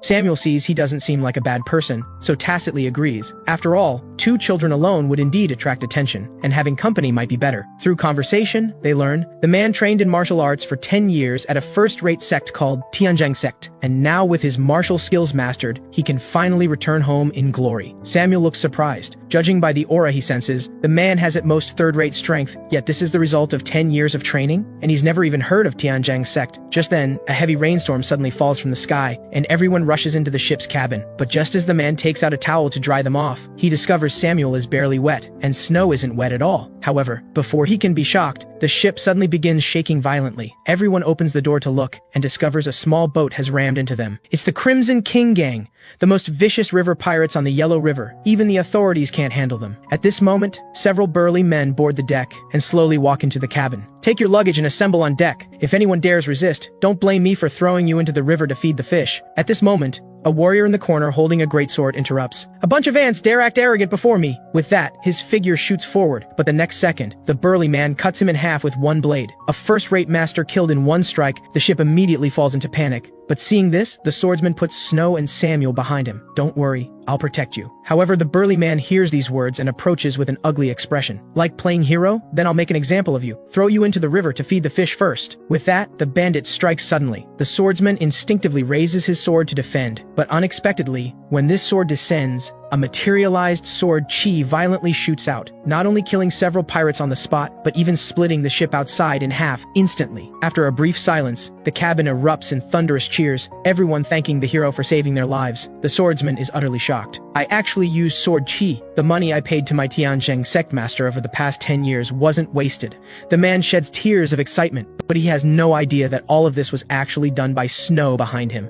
In the distance, several massive ships of the Crimson King Gang approach once again. It turns out the earlier arrivals were merely the vanguard. This time, it's the main fleet of the Crimson King Gang. The man is about to offer his protection when he turns around, only to discover the 2 children have already vanished. Meanwhile, aboard the main ship of the Crimson King Gang, a subordinate peers through a telescope into the distance. Behind him, a red-haired man sits composed in the center of the deck. Suddenly, the subordinate cries out in shock. "Boss, something's approaching from over there. It appears to be 2 children." The red-haired man erupts in fury. "Are you mocking me? How could there possibly be children on the Yellow River?" However, as a spray of water rises before the ship, he suddenly realizes 2 children have indeed appeared above him. In the next instant, the 2 descend like meteors, spears in hand, and the entire massive ship is destroyed in a violent explosion. The man spent 10 years training in the outside world, finally mastering his martial skills and returning home in glory. But as he pushes open the manor gates with joy in his heart, he's met with a scene of bloodshed everywhere. His once lively brother now kneels before a corpse, weeping in anguish. As As the man stands frozen in shock, his brother suddenly grabs his collar. "You're Derek, aren't you? After all this, what right do you have to come back? Get out!" Before the man can explain,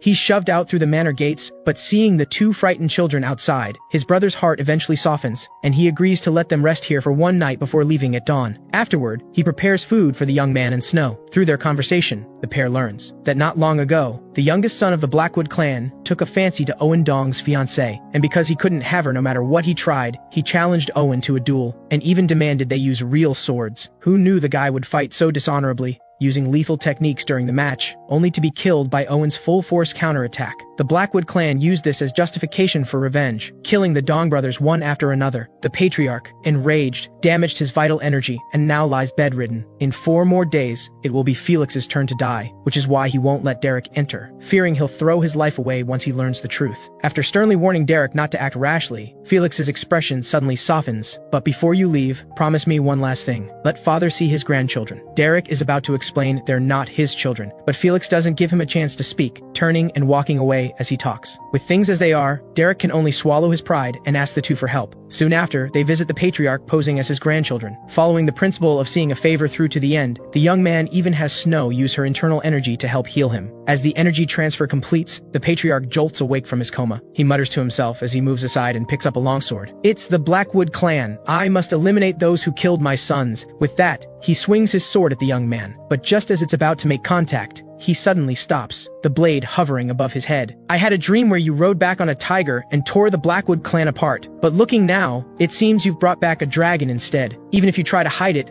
I can sense it. Your power has already surpassed the Peak Master realm." Yet just as the young man thinks he's been exposed, the patriarch suddenly smiles and pats his head. "Where did you encounter such fortune? I still find it hard to believe the Dong family could produce such a talented child." With that, the patriarch joyfully embraces both of them. The young man doesn't resist, because he understands the patriarch's feelings. During the time when his own family was destroyed, hadn't he been living in the same hell? Soon after, the three bid farewell to the patriarch and head outside. Snow telepathically communicates to the young man with a dejected look. "Are we leaving tomorrow? Let's help Derek." At this moment, Derek suddenly breaks the silence. Father must have been unconscious too long and is confused. How could he mistake you for a Peak Master? Hearing this, the young man responds with a serious expression. "Boy, since you also spent time in Shanxi, you should have heard our names. The twin demons." Seeing Derek still refuses to believe, Snow immediately raises her hand and controls him, lifting him into the air. Only now does Derek feel a wave of fear. The twin demons, they're evil fiends wanted by the Martial Alliance. What have I brought back to my family? Watching him tremble all over, the young man is speechless and explains that the rumors are all false, then tells him everything that has happened over these years and states they're willing to help the Dong family resolve this crisis. After hearing all this, Derek immediately feels immensely guilty, quickly apologizing for his behavior last night and expressing his gratitude. And so, the two remain at Dong Manor, continuing to play the role of grandchildren. A few days later, the eve of the duel with the Blackwood clan arrives. The patriarch gathers all members of the Dong family, stating that, with young Shan's strength, they can completely win the duel against Horus. However, he hopes they can spare Horus's life after victory, because if they kill him, it will only invite even more vicious retaliation. Whether the Dong family can withstand it is one thing, but who will protect my grandchildren? Moreover, young Shan is still so young. How can I burden him with the weight of taking lives? Time quickly moves to the next day, and the once quiet manor is shattered by Felix's shout, "It's Horus!" But he hasn't come alone. Not only has he brought a group of subordinates, but Titus, a Peak Master, has also arrived. The patriarch is immediately alarmed, quickly telling Derek to take the children and hide. But before he can finish speaking, the main gate is kicked open, and a corpulent man walks in, followed by a group of martial artists. This person is Horus, and he's immediately arrogant. "Too late. I'll not only eliminate your sons, but wipe out your entire family." Hearing this, the patriarch erupts in fury. "You bastards, how far must you go before you're satisfied?" With that, he spits out a mouthful of blood on the spot. Seeing this, Horus sneers, "Old fool, don't die so quickly. I'll kill your beloved grandson first, then send you to join him." He then raises his sword with a laugh. "So let's start with the duel." Derek is about to draw his sword when the young man raises a hand to stop him. "Stick to the plan. I'll handle this. You go take care of the old master." Seeing them send out a child to fight, Horus's face fills with rage. "Thinks sending out this brat will make me hold back? You're gravely mistaken." With that, he swings his sword fiercely at the young man. At this moment, Titus shouts a warning, "Don't let your guard down!" However, with a crisp sound, the scabbard in the young man's hand is knocked flying. Horus reveals a sinister smile. Who's the one letting their guard down? With that, he backhands another sword strike, but the young man's figure suddenly becomes a blur, appearing behind him the next instant, and delivering a crushing punch to his waist. Horus clutches his wound and collapses to his knees in pain, but the young man still doesn't stop. He quickly grabs his hair and rains punches down on his face. "Inhuman scum like you doesn't deserve to soil the swords of Dong Manor." Just as Horus is about to be beaten to death, Titus finally can't bear to watch any longer. He draws his sword and shoots forward like lightning, but the young man sees this and smiles wickedly. "I've been waiting for you." The instant Titus approaches, the young man retreats backward while pulling Horus beneath the sword. Titus is immediately shocked and tries to pull back his sword, but discovers his right hand won't respond to his control. With the ring of a sword, Horus dies beneath his own brother's blade. This scene instantly shocks everyone present, and Titus, humiliated and enraged, strikes again, thrusting his sword at the young man's face. But he clearly underestimates his opponent's strength, as the young man's hands coil around his arm like pythons, and with a turn, violently flips him to the ground. Immediately after, the young man lifts him up and pounds his face with fists like a gale. But this scene terrifies the patriarch, who frantically shouts for the young man to stop. If he dies too,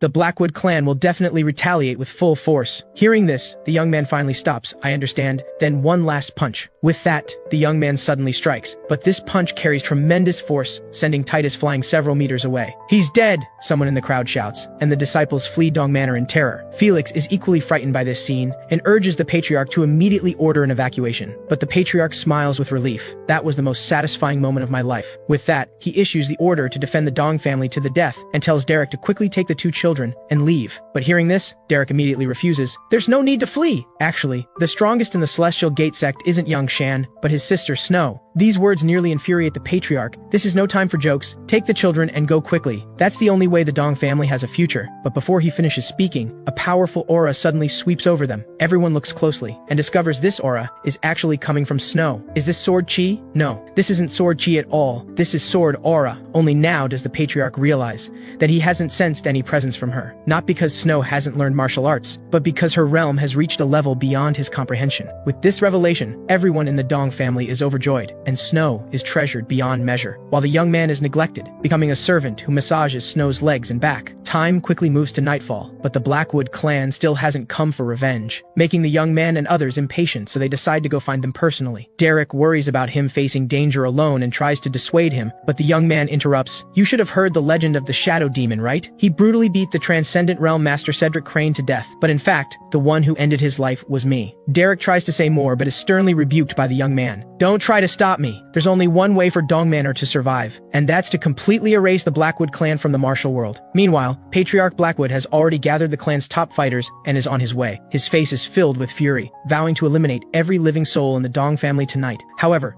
the instant this thought forms, a flash of light suddenly pierces the pitch-black night sky, then crashes down before everyone. As the thick smoke gradually clears, they finally see the arrival as a young man. "Since you cherish your own children so much, you should understand others' children are treasures to their families too." The patriarch erupts in rage. "So you're the one who killed my sons?" The thief crying thief, like father, like son indeed. The moment the young man finishes speaking, a figure bursts from the crowd, seeking death. "How dare you look down on the Blackwood clan?" This person is Trevor Blackwood, but just as he's about to swing his sword to behead the young man, the latter's figure suddenly explodes upward, and in the next moment pierces his chest with a spear thrust. Seeing this, the patriarch's fury is completely ignited, and he immediately orders his death on the spot. But before they can make their move, the young man has already executed the killing wind spear technique and charged into enemy ranks, reaching the patriarch in the next instant. But there are too many elite enemies, constantly attacking and interfering from all sides, causing the young man to miss multiple opportunities to severely wound the patriarch. Moreover, their sword techniques are unpredictable, and any carelessness will result in a sneak attack, so the young man immediately changes strategy, beginning to continuously taunt Patriarch Blackwood, trying to use provocation to make him fight one-on-one. But the patriarch obviously won't fall for it, playing clever tricks. "Keep shouting all you want, your tongue will be cut off. Buy me sooner or later anyway." Before the patriarch finishes speaking, he suddenly discovers his tongue is out of control, and in the next moment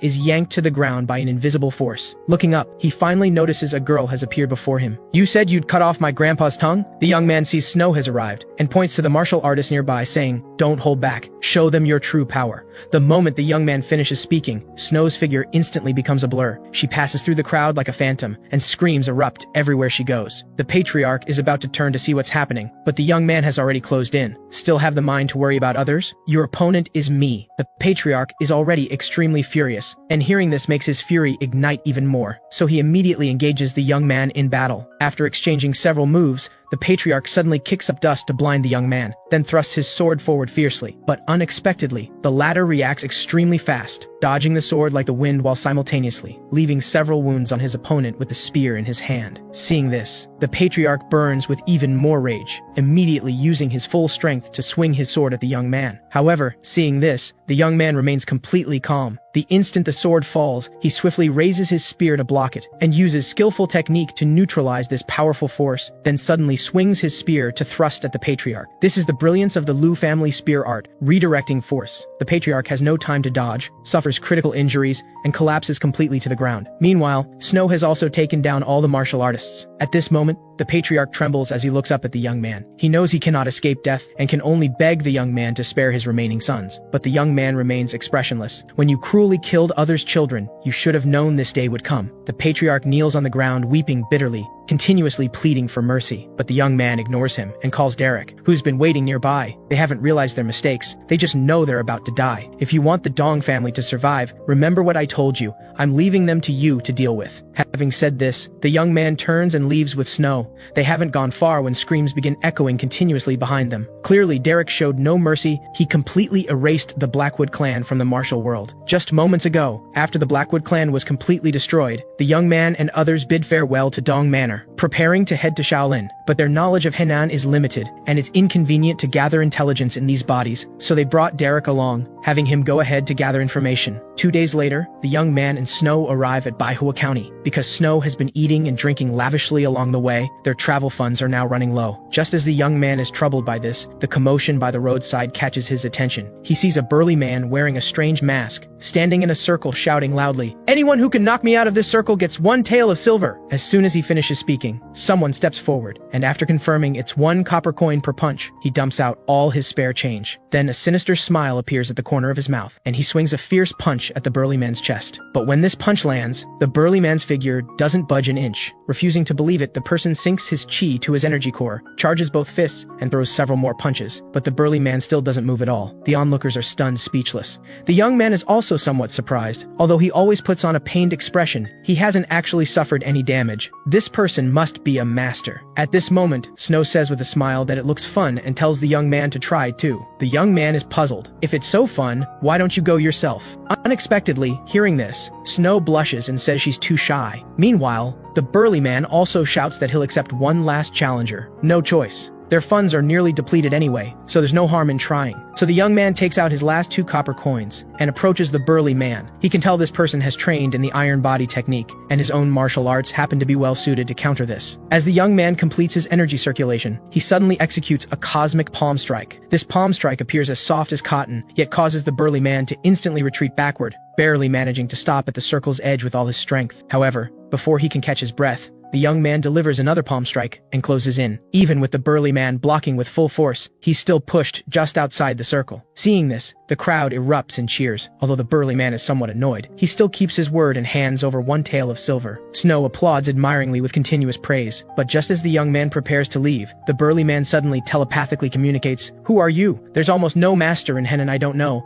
but I've never seen or heard of you. If you want to know someone's name, shouldn't you introduce yourself first?" The burly man looks helpless. "If fate brings us together again, I'll introduce myself." By the time the two return to the inn, it's already nightfall, and Derek also brings back intelligence. There's an organization called the Shadow Knight Guild, and starting 5 years ago, they've rapidly expanded their power based on substantial financial resources. In present-day Henan, their intelligence-gathering abilities are even superior to the Beggars Alliance. Their members are scattered everywhere, and aside from hired wandering martial artists, official members all remain hidden. The way to make contact with them is inside this Yixiang tea house, by ordering a cup of their unique clear wind tea. Of course, this tea isn't for just anyone. everyone. First, the exorbitant price deters many people, and second, the shopkeeper will confirm with a menacing air whether you really want the clear wind tea. Seeing the young man remains fearless and produces one tael of silver, the shopkeeper says no more. Shortly after leaving the room, he brings up a cup of incredibly foul-smelling tea. The three feel their stomachs turn at the sight and immediately retreat to the corner of the room, but the shopkeeper says it must be finished or the following procedures cannot proceed. At this moment, there are 2 cups of ordinary tea and 1 cup of clear wind tea on the table. Snow reacts fastest, immediately using telekinesis to grab a cup of ordinary tea and drinks it. Derek follows suit, leaping toward the last cup of ordinary tea. But how could the young man let him have his way? He immediately uses his movement technique to quickly circle around Derek, snatches it away, then reveals a smug expression. With no choice, Derek can only force himself to endure the nauseating smell, gulps down the clear wind tea in one go, then collapses to the ground with a thud. But this isn't because the tea is too foul, it's because it contains various poisons. What the young man didn't expect is that they drugged even the ordinary tea. As a wave of dizziness hits, the young man also collapses to the ground. At this moment, Snow notices someone peeking from outside, glances at the 2 on the ground, then also closes her eyes and falls onto the table with a thud. Immediately after, the shopkeeper brings his subordinates in and carries them away. But Snow is actually pretending to be unconscious. After all, as a transcendent realm master, she's immune to all poisons. Time moves to deep in the night, and the young man groggily awakens from his sleep, discovering he's inside a carriage. After understanding the situation from Snow, Derek also wakes up. Meanwhile, the shopkeeper opens the carriage door, beckoning the 3 to come outside. He tells Derek to go make contact, while the 2 children remain behind to wait. At this moment, a man wearing a conical hat gradually approaches the shore. The young man immediately recognizes this as chi-controlled gliding. Such a display of martial prowess is likely meant to establish dominance. At this moment, the black-clothed figure suddenly disappears, and reappears the next second before Derek. Derek Dong of Dong Manor. Why do you wish to deal with the Shadow Knight Guild? From what I know, you should have already resolved the feud with the Blackwood clan and left with your children. Derek states he wants to commission the Shadow Knight Guild for something, but the black-clothed man says he's only a contact person who can relay messages, and will return with the price once the Shadow Knight Guild decides. At this, Derek immediately becomes unhappy. I paid a whole tael of silver, and don't even get to meet anyone from the Shadow Knight Guild? Isn't this fraud? However, the black-clothed man merely sneers, then the deal is off. According to regulations, I cannot refund the contact fee. Go back. With that, he turns to leave. Derek naturally refuses and reaches out to grab his shoulder. Unexpectedly, this action angers the black-clothed man, who draws his sword ready to strike. At this critical moment, the young man intervenes just in time. I was wondering who it was. Didn't expect to reunite here. It turns out this black-clothed man is the masked burly man from earlier, but he seems to have forgotten the young man. So the young man takes out the Shadow King's medallion and hands it over. Once you see this, you'll know who I am. The burly man of course knows what this is, so he immediately checks the name on the back. Twin Demons! Seeing this, he's immediately shocked and kneels on one knee before the young man in salute. Guang of Jie Gate greets the Shadow King. The young man waves his hand helplessly, didn't expect this medallion would really work. So with Guang's assistance, the group quickly arrives at a pavilion by the lake to wait. When the sun begins to rise, a woman arrives. I am Sakura, branch leader of the Shadow Knight Guild in Henan. After expressing her apologies to the young man, she gets straight to the point. From this moment on, the Shadow Knight Guild will provide all intelligence to you unconditionally, without any cost. Of course, this isn't because of the Shadow King's medallion, nor because we fear the twin demons. This is an order from headquarters, and I don't know the reason either. However, our guild master hopes to meet you, and says he'll wait for you at the Snow Mountain Security in Kaifeng City. Hearing this, the young man seems to understand something. Snow Mountain Security. Clear wind tea. I see. Looks like we'll be meeting some old friends this time. The young Samuel finally reunites with Feng and the former bandits, and the truth behind the Liu family massacre gradually surfaces. Just moments ago, after learning the location of the Shadow Knight Guild's headquarters, Samuel immediately takes Snow to Kaifeng City without delay, and successfully locates the Snow Mountain security that Sakura mentioned. However, while Samuel observes discreetly, an escort approaches and greets them, then leads the two to a secret chamber. Even though Samuel has mentally prepared himself, when he actually sees the people inside, he still cannot hide his excitement. It turns out the people behind the Shadow Knight Guild are the former bandits. 5 years ago, they came to Kaifeng with the funds seized from the Sky Dragon Commerce Guild, and rapidly expanded their influence. Their true rise to power, however, came after partnering with the Moonlight Gate. The Moonlight Gate needed income, while the Shadow Knight Guild needed muscle and backing. Both sides getting what they needed, the partnership flourished. Speaking of this, Feng sighs deeply. Everything we've accomplished, we owe to you and Snow. Now it's our turn to help you. With that, someone brings in stacks of documents. These are all intelligence on Shaolin Temple. We're still gathering information on the Azure Dragon Squad. Looking at the mountain of documents before him, Samuel feels a headache coming on. I only need intelligence on Master Yuan. Only when he leaves Shaolin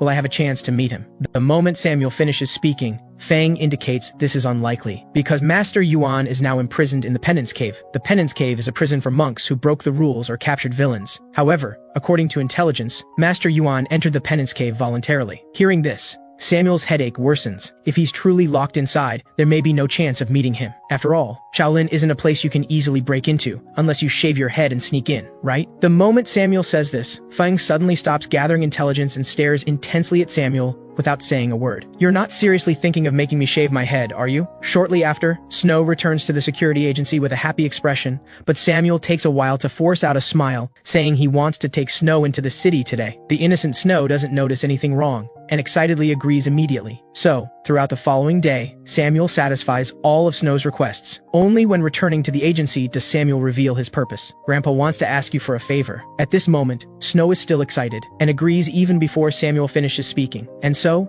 under Samuel's coaxing, Snow unknowingly gets her head shaved along with him. But she expresses her dissatisfaction with earth-shattering cries, her wailing mixed with powerful internal energy, immediately throwing the entire agency into complete chaos. Finally, Helena brings all the women in the compound, and after much coaxing, finally calms Snow down. With Snow's situation resolved, good news arrives from Feng. Supposedly, Shaolin has a technique for rapid hair growth called the instant hair growth technique, though it's now considered forbidden and hidden away. But that's just a rumor. Samuel doesn't believe such a technique could exist. Next, Feng obtains a map of Shaolin Temple's main facilities. However, the Penance Cave where Master Yuan is held is located deep within Shaolin Temple. Even if you reach that place, escaping will be a problem, because once something happens at the Penance Cave, someone will ring the temple's alarm bell. Not only will they deploy the Arhat formation, but Shaolin's strongest master will block the main gate, so you must get out before the bell rings. Hearing this, Samuel falls into thought, then points to the path behind the Penance Cave. I should be able to escape through here, right? However, upon hearing this, Feng's expression grows even more grave. You should forget about that path. Not only is the mountain trail treacherously steep, but there's a crazed rogue monk wandering the mountains. This man is the abbot's senior, a monk named Brother Serenity. Since his chi deviation, he's been wandering Mount Song for decades, leaving destruction wherever he goes.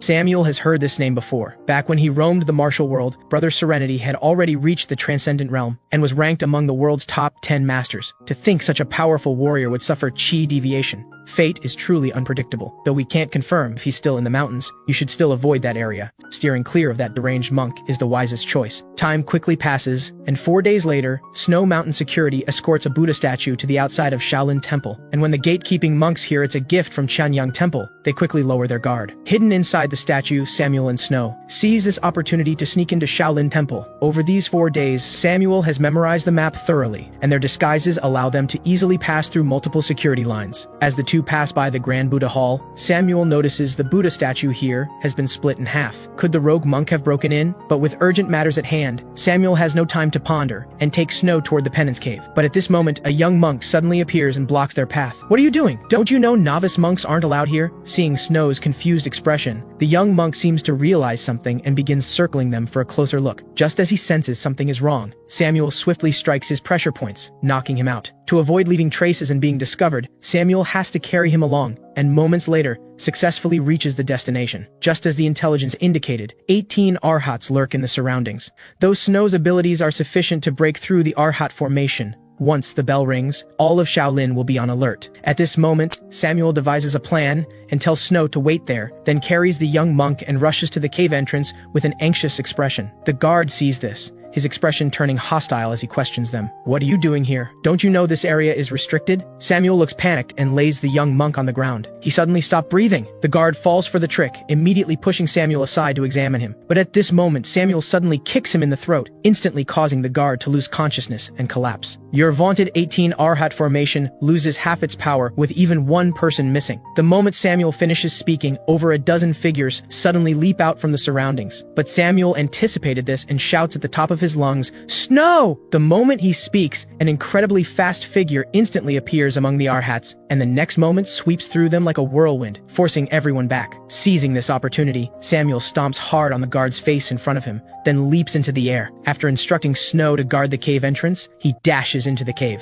Using the dim lamplight, Samuel speeds through the dark, narrow passage, but when passing a cell, the prisoner inside suddenly begins chanting scriptures. This sound seems to possess some dark power, instantly causing Samuel splitting headaches. Almost simultaneously, a sword tears through the darkness, thrusting straight at him. Fortunately, Samuel reacts in time to dodge, narrowly escaping death, and his mind clears somewhat. At this moment, two monks trap Samuel from front and back. Without wasting words, the two instantly launch their assault. But Samuel's reputation isn't unearned. While leaping to avoid their moves, he kicks off the wall for momentum and fiercely counterattacks. The monk cannot dodge in time and takes the palm strike directly. As he flies backward, the other monk appears behind Samuel. But Samuel is faster, and in the instant the twin blades fall, his figure appears behind the monk like a phantom. The next moment, the monk feels tremendous force on his shoulders, crushing him to the ground like a collapsing mountain. Samuel doesn't dare linger, wanting only to quickly meet his enemy, and picks up a weapon from the ground before continuing. As Samuel ventures deeper, more and more luminous pearls are embedded in the walls. Samuel casually plucks one, thinking to give it to Snow when they leave. The prisoners in the cells see someone appearing and begin to stir restlessly. Just as Samuel wonders where Master Yuan is held, the path ahead reaches its end. Samuel stops and looks ahead, and sees that at the very depths of the penance cave stands an open cell door, from which the murmuring voice of an old man continuously emanates. This is the only prisoner in the cave not bound by restraints, dust covering his body, clearly not having moved for a very long time. Samuel slowly approaches from behind and speaks. "You must be Master Yuan. I am the head of the Liu family, Samuel Liu." Hearing this, the elder's murmuring stops abruptly, his hands beginning to tremble uncontrollably, until after a moment he slowly speaks. "I've been waiting for you for so long. I knew this day would come. I won't resist. End my karmic debt with your own hands." But these words instantly ignite Samuel's rage. How he wishes he could tear him apart right now. But to uncover the true culprit, he understands he must stay calm and gather as much intelligence as possible. Why did you wear the mask of righteousness while committing such cruel acts? If it was merely to train the next generation of the Azure Dragon Squad, why did you have to brutally murder my family? Because we needed to disguise as the work of evil sects, so no one would suspect the Martial Alliance. The moment these words fall, Samuel slams his fist into the wall. "My children were brutally murdered just for that reason? This monk's karmic debt cannot be repaid in this life. I will go to hell to atone to them." Samuel forces himself to calm down, and upon further questioning learns that the reason the Martial Alliance created the Azure Dragon Squad was to combat the powerful force unifying the Central Plains martial world, the Thousand Demon Cult. Samuel falls into thought, remembering the Sword Empress mentioned going to the western frontier, and the Spear Phantom's letter also mentioned this. But this is no excuse for their evil deeds. In the following conversation, Samuel learns the Azure Dragon Squad only obeys the Martial Alliance leader's orders, which means the true mastermind is that person, the Martial Alliance leader who commands all righteous martial artists. Having learned the truth, Samuel raises his Mandarin duck axe ready to strike, but Master Yuan speaks again. "Finally, I have one more thing to tell you. Shaoqian Peak on Mount Ma. That place is still turning pitiful children into killing machines. If possible, please give those children back their freedom. You're no different from those bastards. What right do you have to ask me for favors?" With that, Samuel's Mandarin duck axe strike down fiercely. Prayer beads scatter across the ground, yet the blades only graze Master Yuan's skin. He collapses helplessly to the ground, murmuring continuously, "Why? I've already made my move. How you die is up to you." Watching Samuel's departing figure, Master Yuan falls into despair instead. "I will continue chanting here until I turn to bones. Please, save those children." At the same time, the entire cave entrance suddenly shakes violently, and deafening bell tolls immediately resound throughout Shaolin. This means the penance cave will soon be surrounded by countless warrior monks. Seeing this, Samuel quickens his pace. But at this moment, a deep voice suddenly emanates from a nearby cell. Once the alarm rings, if you rashly confront Shaolin, there are only two outcomes, either death or becoming like me. Since you're Shaolin's enemy, you're my friend. Quickly free me from these chains and let me help you escape. This man claims to be the demon cult's grand protector, named Crimson. Samuel falls into thought. He can indeed sense this man is powerful, but he comes from the former demon cult. Allying with such a person could have unpredictable consequences. But right now, there's no choice. So Samuel immediately swings his blade to cut the shackles, ignoring the excited maniacal laughter, and rushes out of the cave without looking back. At this moment, Master Cloudstone arrives with a large group of Shaolin warrior monks, while Snow still guards the cave entrance as instructed. Seeing her safe and sound, Samuel finally breathes a sigh of relief. However, layers of formations have already been deployed before the cave, making escape nearly impossible, so Samuel plans to lure them away, creating an opportunity for Snow to escape. But Snow clearly won't agree, and with a wave of her small hand pulls Samuel to her side. At this moment, a terrifying demonic aura suddenly emanates from within the cave, and then the disheveled Crimson slowly emerges. The warrior monks are immediately frightened and at a loss, only snapping out of their shock when Master Cloudstone roars, "It's just one more demon. We'll deal with them together." Crimson ignores them and walks straight to Snow. "My friend, though the Arhat formation is called invincible, if we join forces, we can easily break through." Hearing this, Samuel is speechless. What a shameless guy. So rude to me but so respectful to Snow. But there's no choice. To escape, he must temporarily ally with him, With Master Cloudstone's command, countless warrior monks charge forward like wild horses. Fortunately, with Crimson's addition, they don't fall into disadvantage so quickly. However, the enemy has too many fighters, and whenever a batch of Arhats falls, replacements quickly fill the gaps. This not only greatly increases the formation's defense, but also unleashes overwhelming encircling attacks. Just as Samuel struggles with this,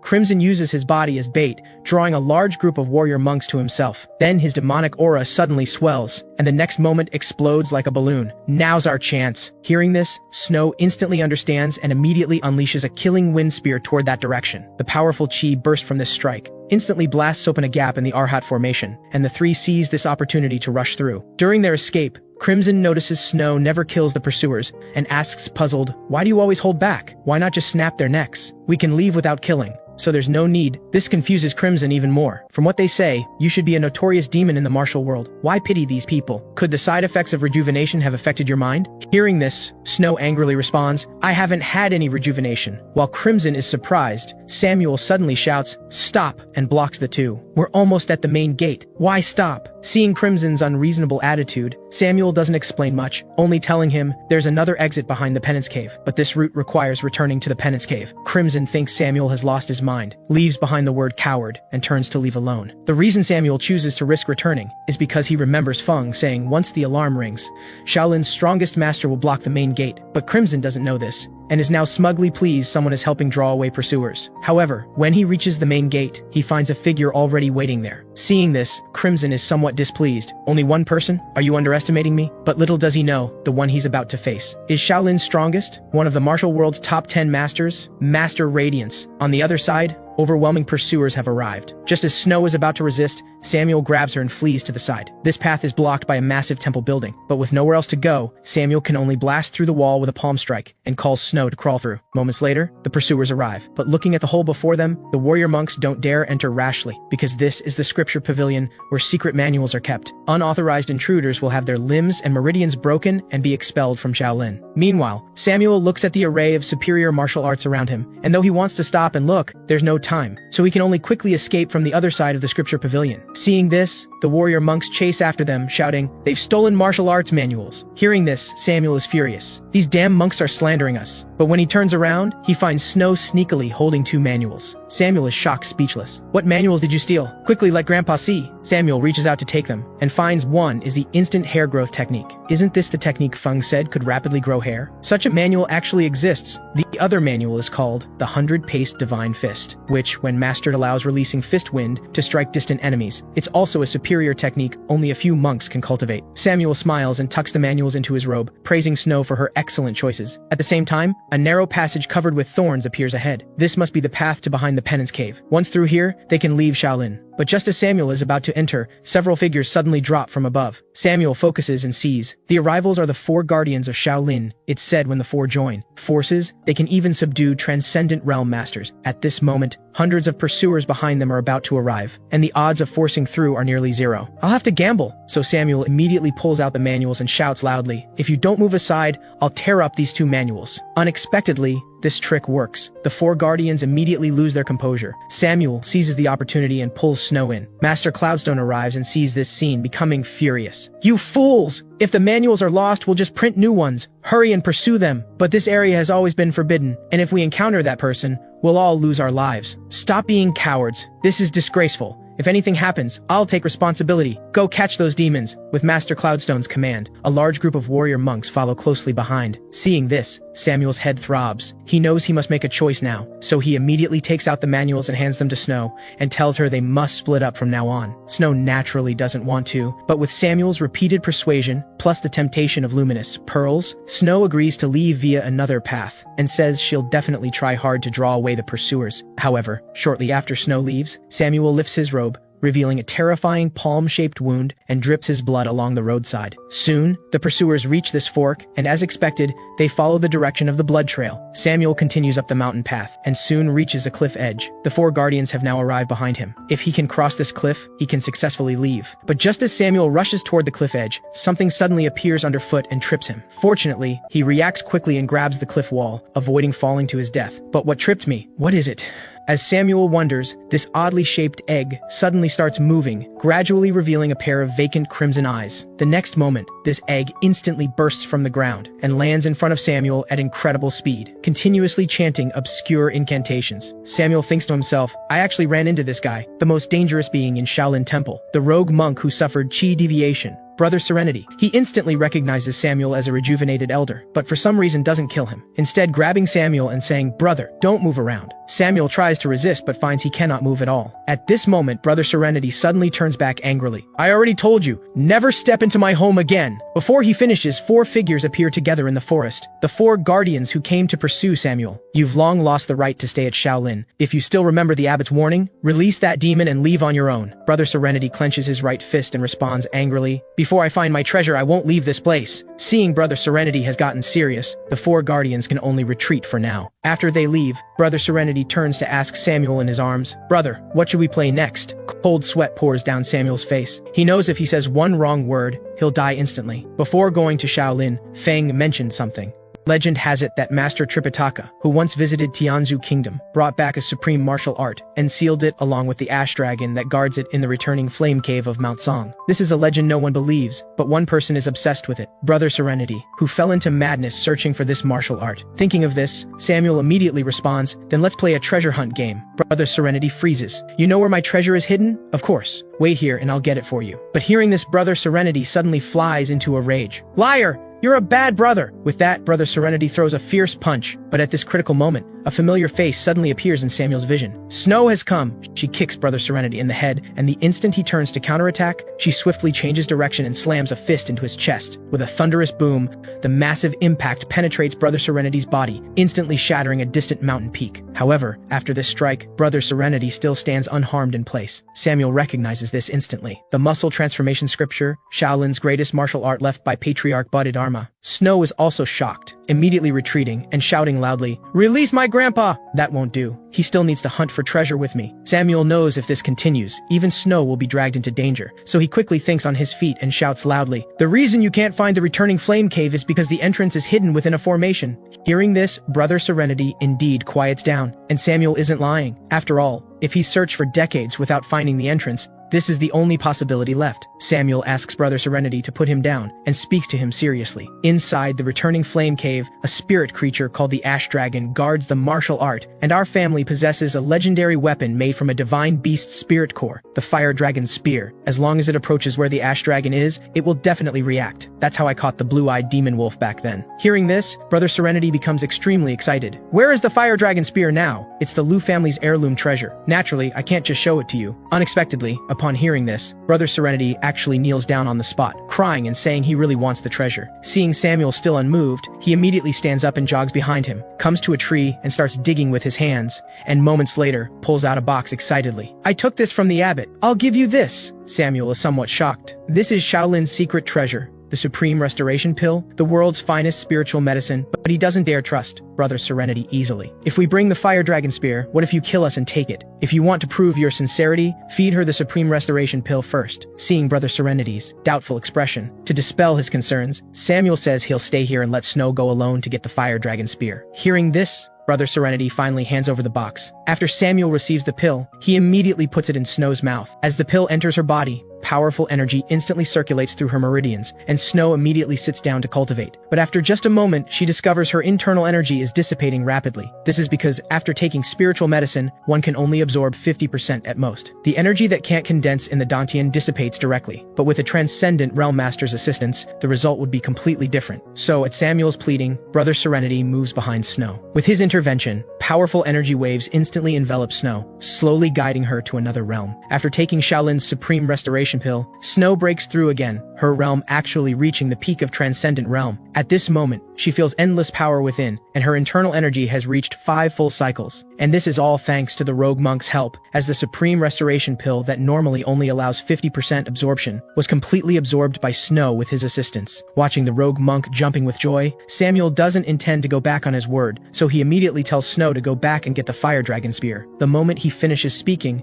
Snow's figure shoots out like lightning, disappearing from their sight the next moment. However, just as Samuel marvels at Snow's power, Brother Serenity suddenly sidles up behind him and says ominously, "Brother, What should we play next? Samuel only wants to stay put and wait quietly, but Brother Serenity with his childlike mind clearly won't agree. So, drawing on years of child-rearing experience, he immediately plops down on the ground. Then let's play pretending to be dead. But unexpectedly, Brother Serenity flies into a rage. "You annoying bastard, I'll kill you!" Samuel is startled and about to explain when he sees a dark figure stagger out from behind. Turning to look, he discovers the arrival is Crimson, who parted ways earlier. It turns out the thick, demonic aura emanating from him instinctively triggers Brother Serenity's disgust. But strangely, Crimson is covered in wounds, as if he just went through a fierce battle. At this moment, Brother Serenity clenches his fist and suddenly lunges forward. The power of this punch is so great that even though Crimson blocks in time, he's still knocked back several meters. Seeing the two fighting, Samuel is about to quietly slip away, but Brother Serenity's voice suddenly sounds in his ears. "Stay where you are. I'll deal with him right away." With that, the vital energy in Brother Serenity swells several times. Then he fiercely punches Crimson in the face. Crimson staggers and falls to the ground.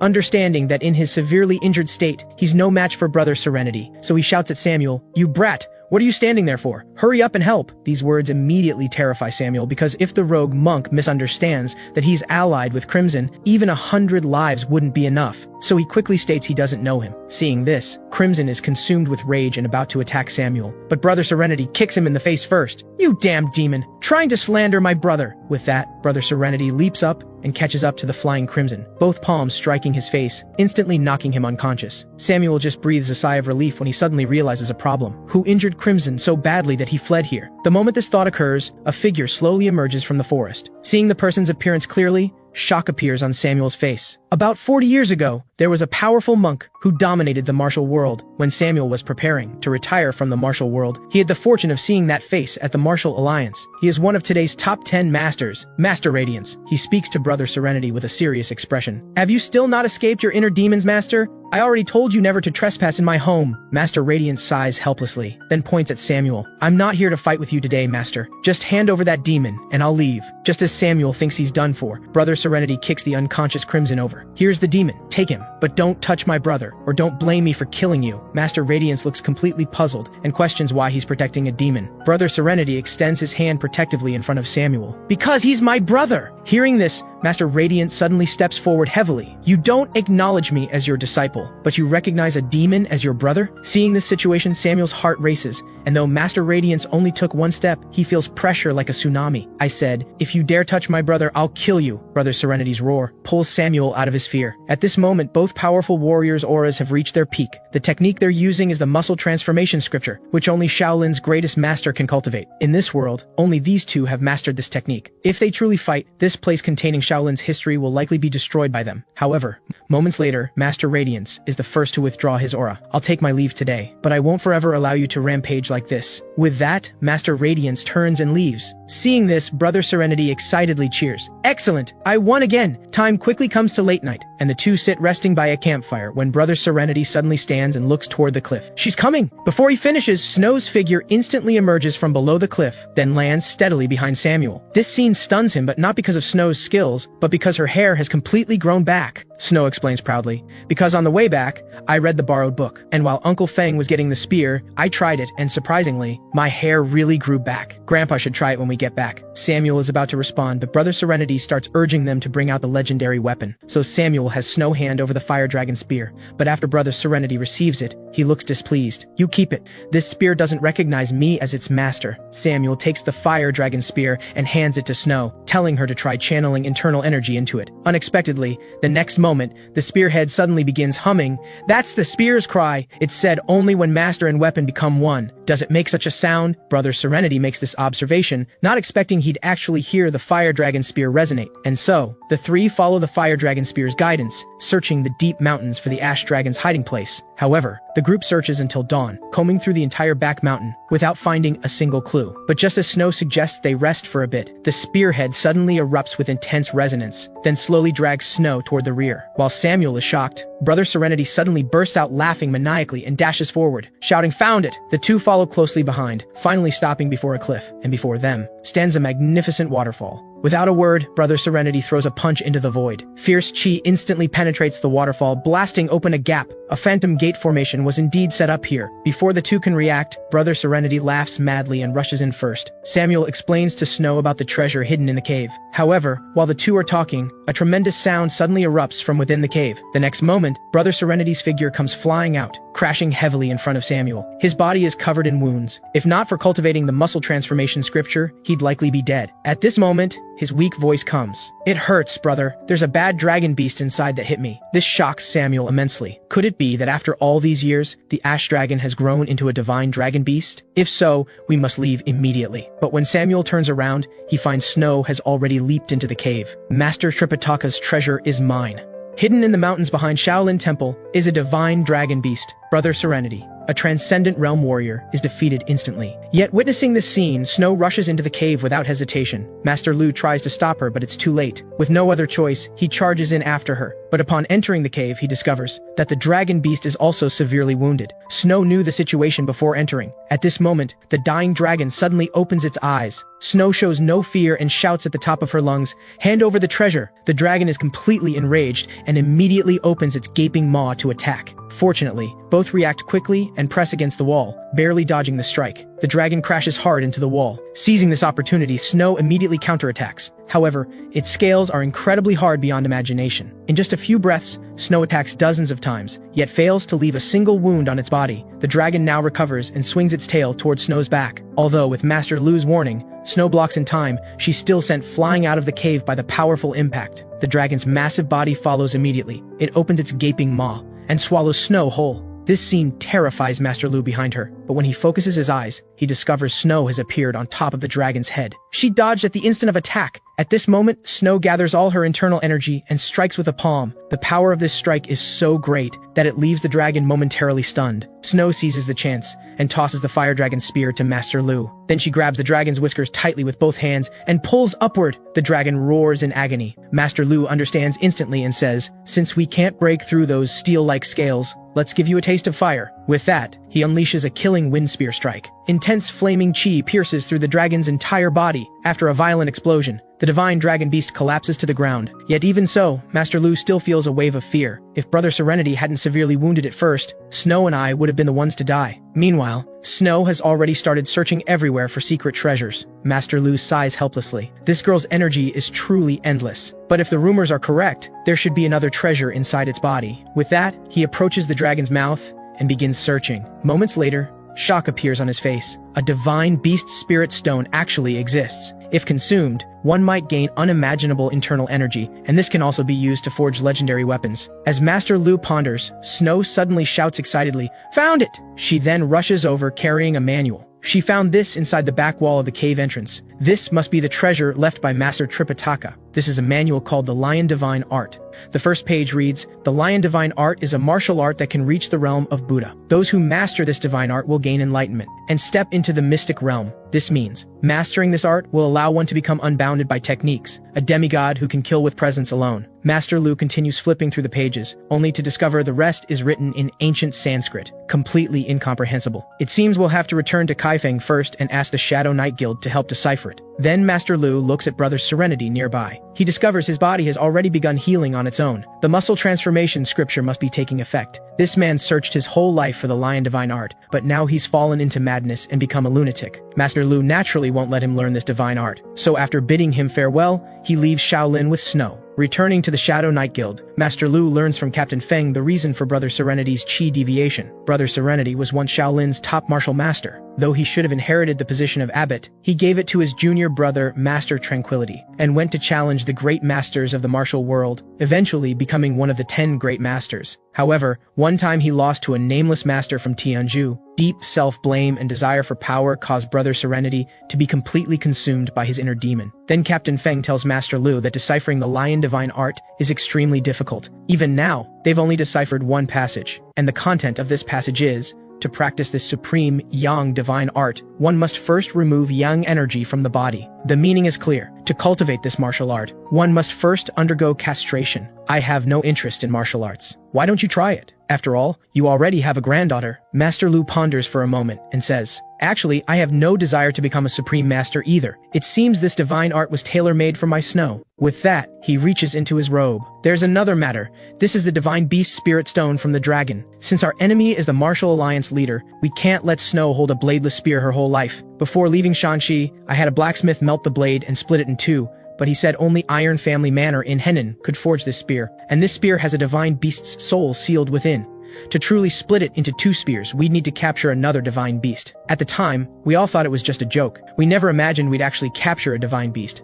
So from here on, I'll leave deciphering the divine art to you. I need to take Snow to Iron Family Manor. Soon after, Master Lu finds Snow at the training grounds. Since leaving Shaolin, she's been training here intensely. The 100-pace divine fist she stole from Shaolin has now been cultivated to the beginner level. Master Lu nods with satisfaction, then tells Snow about going to Iron Family Manor. But before that, you need to give me that other manual. Moments later, Captain Feng comes to inform them the horses are ready, but suddenly a burst of light emanates from within. Rubbing his eyes, he realizes Master Lu has also cultivated the instant hair growth technique and successfully grown his hair back. 2 days later, Master Lu and Snow arrive outside Iron Family Manor. Besides the name plaque, there's also a sign hanging outside that reads, "Under any circumstances, Iron Family Manor will not refuse customers." In other words, as long as reasonable payment is provided, they're willing to forge weapons for anyone. So Master Lu assigns this task to Snow. After all, it's valuable experience. Moments later, Snow finds one of the blacksmiths and states she wants to commission a weapon. Afraid the blacksmith won't believe her, Snow even pulls out copper coins from her robe to prove she has money. However, upon seeing this, the blacksmith bursts into hearty laughter. His laughter attracts the other blacksmiths, and upon hearing two children want to commission a weapon, they also laugh endlessly and suggest just making them toys to send them away. Seeing Snow's indignant expression, Master Lu smiles slightly. "You've done very well. Now let's open their eyes." Snow nods upon hearing this, then suddenly tears off the wrapping around her body. Two long spears instantly spin into the air, and under everyone's shocked gaze, slowly descend in front of Snow. "Have you ever seen weapons like these?" The blacksmith's expression changes dramatically. He rushes forward and picks up the weapons to examine them closely. When he sees a line of small characters on the blade, he exclaims in astonishment, "This is indeed Master Chen's work, the greatest master craftsman in history whom no one has surpassed for hundreds of years. He only created 10 weapons in his lifetime, and 3 of them are among the 10 great treasures of the martial world." The blacksmith, regaining his composure, immediately orders his subordinates to fetch the master. However, at this moment, Snow disdainfully snatches back the weapons. "Since you can only make us toys, goodbye." Seeing this, the blacksmith is greatly alarmed and quickly bows, pleading, "I was blind earlier. Seeing Master Chen's work with his own eyes is my father's lifelong wish. Please." As soon as he finishes speaking, an elderly man hurries over. This person is Master Ironcloud, the master of Iron Family Manor. After taking the fire dragon spear, his expression shifts from panic to delight. This is indeed his creation. It's absolutely perfect. Compared to this, everything I've made is just a pile of scrap metal. How can I call myself the first master craftsman of the Central Plains? At this moment, Snow steps forward and says, "Then why not forge a new weapon now?" Seeing the timing is right, Master Lu states the purpose of this visit. "Please melt down that spear and forge 2 new spears." "What nonsense are you saying? How can we melt down Master Chen's masterpiece?" Before the master finishes speaking, Master Lu pulls out the divine beast spirit stone. "I've become this way due to unspeakable circumstances, but as the family head, I still have the right to decide whether to melt down a family heirloom. I hope you'll accept my commission." However, upon hearing this, the blacksmiths rush forward to dissuade him. "Father, with your current strength, you probably can't forge a weapon from spirit stone and dark iron. One mistake could cost you your life." "Shut up, all of you. When has the Iron family ever refused a customer? As a blacksmith, forging a legendary weapon that will last 1,000 years is the greatest honor, so this is worth risking my life. I accept this commission. The souls of the fire dragon and the dragon beast, combined with the last burning of my craftsman's soul. With these, I will forge the twin dragon spears." And so, Iron Family Manor accepts the commission. Until the forging is complete, Master Lu and Snow can only stay temporarily. The blacksmith tells them that if it were another blacksmith, even 10 years might not be enough to complete the weapon. But if it's his father, 10 days will be enough. Upon learning, they need to stay another 10 days. Snow plans to continue practicing the 100-pace divine fist during this time, but Master Lu worries she'll make too much commotion and tells her to find a secluded place to train. After Snow leaves, Master Lu also goes outside Iron Family Manor to wander around. However, at this moment, a little girl approaches him. "My name is Lily. "What's your name?" Master Lu is stunned for a moment. After learning she's the master's granddaughter, he reluctantly says the word mountain. Lily asks how old he is, but he hasn't deliberately calculated his age in a long time, and says, "Probably about 10 times your age." Unexpectedly, upon hearing this, Lily giggles. Master Lu is even more helpless. "This old man isn't young enough to play with you. Run along, little one." But the more he speaks, the louder Lily laughs. Until moments later, she pulls out a candy from her robe. "Little mountain, this is just for you." Under Master Ironcloud's day and night forging, in just 7 days, 2 legendary weapons are created. One is named Dragon Slayer, forged from the dragon beast's soul. This spear possesses the might to face 100 enemies, yet the shaft is as light as a feather and very easy to handle. The other spear is named Dragon Radiance, forged from the fire dragon's soul. This spear seems to have low lethality, but conceals deadly intent. When the wielder performs spear techniques, they transform into gorgeous petals of death. Even if the enemy's attention is distracted for just a moment, they'll instantly become a soul beneath the spear. The 2 spears can also sense each other, and combine into one twin dragon spear. Unfortunately, Snow is still young and cannot yet wield both spears. Master Lu and Snow are very satisfied, but just as they're about to thank the old blacksmith, they see him smile with relief, then stumble and collapse to the ground. The disciples rush forward to support him, only to discover his heartbeat has stopped. During these 7 days, the old blacksmith had never stopped forging, ultimately burning out his craftsman's soul to create these 2 legendary weapons. But just as everyone is devastated, Snow suddenly declares she can save him. Master Lu is still somewhat doubtful, but sees Snow has already struck the blacksmith's chest with her palm, then circulates her internal energy through his body. Master Lu's expression changes dramatically at this sight. This is clearly the Lu family supreme cultivation method. This method accumulates internal energy incredibly slowly, yet Snow has reached a full 12 levels. As a surge of profound internal energy rises to the sky, the old blacksmith is actually revived. That evening, Master Lu and the old blacksmith exchange thanks. As the 2 exchange pleasantries, Master Lu suddenly notices a book written in Sanskrit on the bookshelf, and curiously asks about its origin. Master Ironcloud slowly explains that this is a book he painstakingly acquired to learn Western frontier techniques, but has never been able to decipher. 3 years ago, he helped a customer repair a weapon, and to show gratitude, that person helped decipher the book, taking only 3 days. This statement immediately makes Master Lu fully alert. He slams the table and exclaims excitedly, "You must introduce me to that sage. If I can meet this person, they can surely decipher that Buddhist lion divine art that leads directly to the mystic realm." However, Master Lu's hopes are quickly dashed again. Master Ironcloud only knows the sage's name is Sima the Sage, but where he is now remains unknown. The next day arrives, Master Lu and Snow bid farewell to Iron Family Manor, but the master's granddaughter seems very reluctant to part. Snow immediately sees that she likes Master Lu, but Master Lu breaks into a cold sweat upon hearing this. "What nonsense are you talking about? Though now that I think about it, Grandpa did have quite a few admirers when he was young." Soon after, the 2 return to the Shadow Knight Guild. Looking at the legendary weapons they brought back, even the pregnant Helena can't help but try them out. During this time, Master Lu recounts everything that happened at Iron Family Manor. Unexpectedly, Captain Feng merely ponders for a moment after hearing this, and says knowing the name is enough, because in the intelligence he's recently gathered, there's a sage well-versed in all knowledge who passed through Henan. Reportedly, he also has experience studying in Tianzhu. He must be the Sima the Sage you mentioned. According to the Shadow Knight Guild's intelligence, they'll be able to locate him in just a day or 2. Upon hearing this, Master Lu is very pleased and is about to tell Snow the good news. But just as he steps out, he sees Blackbird rush into the room with an anxious expression. However, Master Lu doesn't think much of it, and soon finds Snow to tell her they can leave tomorrow, because we've found someone who can decipher the lion divine art. Once you master it, you'll reach the mystic realm, and undergo another complete transformation, becoming a beautiful woman with waist-length hair. He expects Snow to be very happy, but unexpectedly she makes a silencing gesture, and signals him to listen carefully to the conversation inside. It turns out Blackbird was so anxious because the Yang County branch was attacked by the Beggars Alliance. At this moment, Captain Feng says with a worried expression, "If this continues, the Henan branch's location will likely be exposed soon. If even the intelligence there falls into the Beggars Alliance's hands,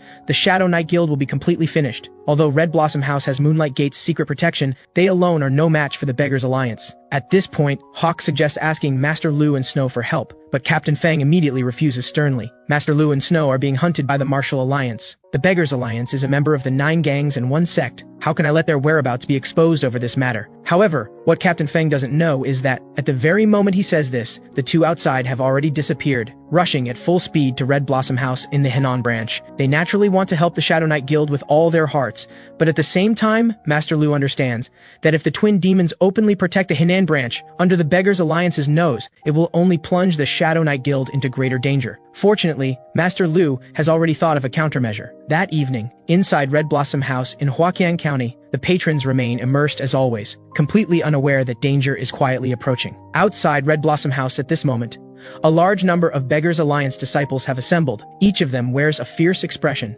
emanating killing intent, determined to completely sweep through Red Blossom House tonight. Meanwhile, an attendant rushes to find the branch leader with an anxious expression, shouting that something terrible has happened. Sakura thinks the Beggars Alliance has stormed in and is about to order resistance to the death, but the attendant quickly denies it. Someone is causing trouble inside. Only then does Sakura breathe a sigh of relief. Now is not the time to deal with such matters, but that customer is nearly destroying the pavilion. And he's just a kid. The kid this attendant mentions is Master Lu. At this moment, he stands excitedly on the pavilion shouting, "This young master is the renowned light demon. You bastards better serve fine wine and meat quickly." Sakura secretly watches this familiar face and wonders, why would Master Lu do such a thing? At this moment, a subordinate reports that the Beggars Alliance has gathered hundreds of people at the entrance, but they haven't stormed in yet. Only then does Sakura suddenly understand.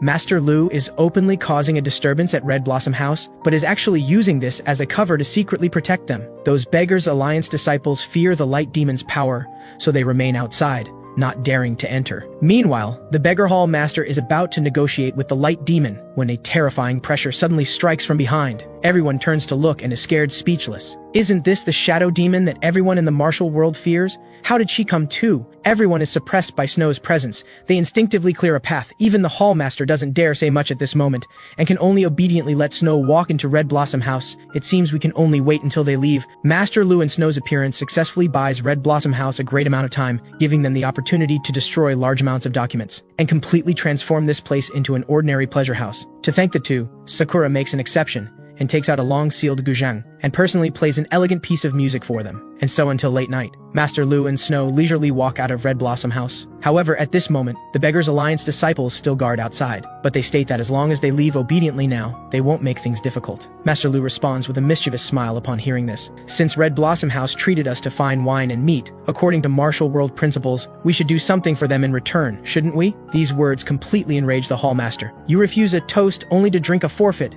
Kill them! Before he finishes speaking, a large number of Beggars Alliance disciples surge forward. Snow smirks contemptuously at this sight, then assumes a stance and gathers her internal energy. Next, she suddenly throws a punch into the void. In an instant, a giant fist phantom shoots out, and immediately sends a large number of beggars flying. And this is the result of Snow's intense training during this period. The mastered Shaolin superior martial art, the 100-pace divine fist. Over 100 disciples freeze in terror on the spot, not daring to make any rash moves. But Snow has no intention of letting them go. Without any pause, her figure instantly shoots forward, and in moments scatters most of the enemy formation. Chief Hua panics upon seeing this. Only now does he realize that all the rumors in the martial world about the Shadow Demon are true. She truly possesses power beyond the transcendent realm. Watching Snow charge toward him with unstoppable momentum, Chief Hua wants to flee, but at this moment it's too late.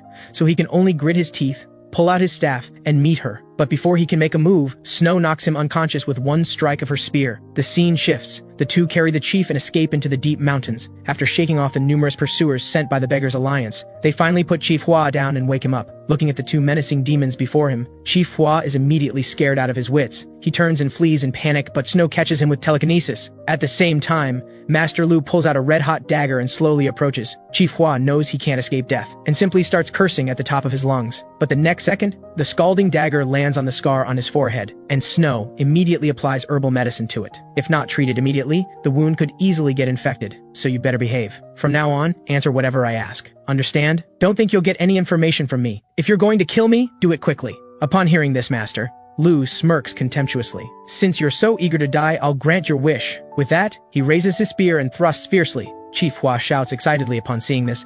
You will definitely die miserably. Although the Martial Alliance hasn't identified you yet, 3 of the 10 great masters have already come to Henan to capture you. After killing me, just wait to go to hell. However, as soon as he finishes speaking, Master Lu suddenly withdraws his spear. Chief Hua is completely bewildered. Why aren't you taking my life? Since the Martial Alliance hasn't identified us yet, and you've told me what I wanted to know, according to our agreement, I'll spare your life. Soon after, Master Lu and Snow travel to a dense forest. Suddenly, a figure lands before them. The person is the Master of Moonlight Gate. Distinguished heroes, Guildmaster Feng sent me to deliver urgent news. For safety reasons, the Shadow Knight Guild will soon move completely underground. But he asked me to deliver this to you first. Master Lu opens the secret letter and discovers it contains the location of Sima the Sage. With this information, Master Lu decides to return to Shanxi first, then go to Sichuan where Sima the Sage is located. However, to avoid the Beggars Alliance's spies, they don't choose to travel by boat, but instead decide to use their lightness skill to leave along the mountain paths. This evening, as the two travel to the foot of a mountain, an elderly figure suddenly appears ahead. Seeing two children appear in this desolate wilderness, the old man is very surprised. And when he learns they plan to continue forward, the old man is scared out of his wits and anxiously urges them, "You absolutely must not enter the forest behind me." To this day, not a single person who entered has come back alive. There are ghosts inside. You'll all be devoured. Upon hearing this, Master Lu is actually relieved. Don't worry, old man. We're both skilled martial artists. A mere ghost is nothing to fear. Snow's reaction is completely opposite. She's scared stiff on the spot and hides behind a tree. Master Lu can only tell her with a wry smile, "Don't worry. Someone must be playing tricks inside." Upon hearing this, Snow reluctantly agrees to enter the forest. Night falls, and the two travel deep into the dense forest. The area is shrouded in thick fog everywhere. Even concentrating internal energy in their eyes, it's difficult to see the surroundings. Even stranger, they haven't seen a single animal in this vast forest. Continuing forward isn't a solution. It seems we can only rest here and wait until daybreak. Master Lu hasn't finished speaking when he suddenly freezes in place. Snow follows his gaze in confusion, and is immediately scared stiff. On a treetop not far away, a white-haired woman in red clothing is crouching. Even Master Lu is frightened by this scene. The twin dragon spears, which only react to spiritual beings, are now humming continuously behind him. Apart from the bone-chilling cold, Master Lu can't sense any other presence. Could it really be a ghost? Master Lu tells Snow to stay put and wait, then draws his spear and approaches the woman. "Who are you? Leave at once." Unexpectedly, upon hearing this, the woman's head suddenly twists to a grotesque angle. This horrifying sight scares even Master Lu back 2 steps, and in the moment he's stunned, the white-haired woman's figure has already charged before him. Master Lu immediately dodges backward, but the spear in his hand is slapped away. The profound demonic energy emanating from this strike instantly brings Master Lu back to his senses. This isn't a ghost at all. This is clearly someone from the demon cult, and a demonic transformation realm master, with power equivalent to the transcendent realm. Master Lu knows he's no match for her, and immediately starts thinking of ways to escape, but the witch's attacks press closer and closer. Just as her claws are about to pierce his chest, a giant fist phantom suddenly appears out of nowhere, and instantly sends the witch flying dozens of meters away. This punch came from Snow. Master Lu is about to say well done when a vine suddenly wraps around his waist, and the next moment pulls him into the dense forest. After a moment, Snow discovers the surroundings have returned to silence, and only then tremblingly opens her eyes. However, at this moment only a spear remains, and Master Lu's figure has long since disappeared.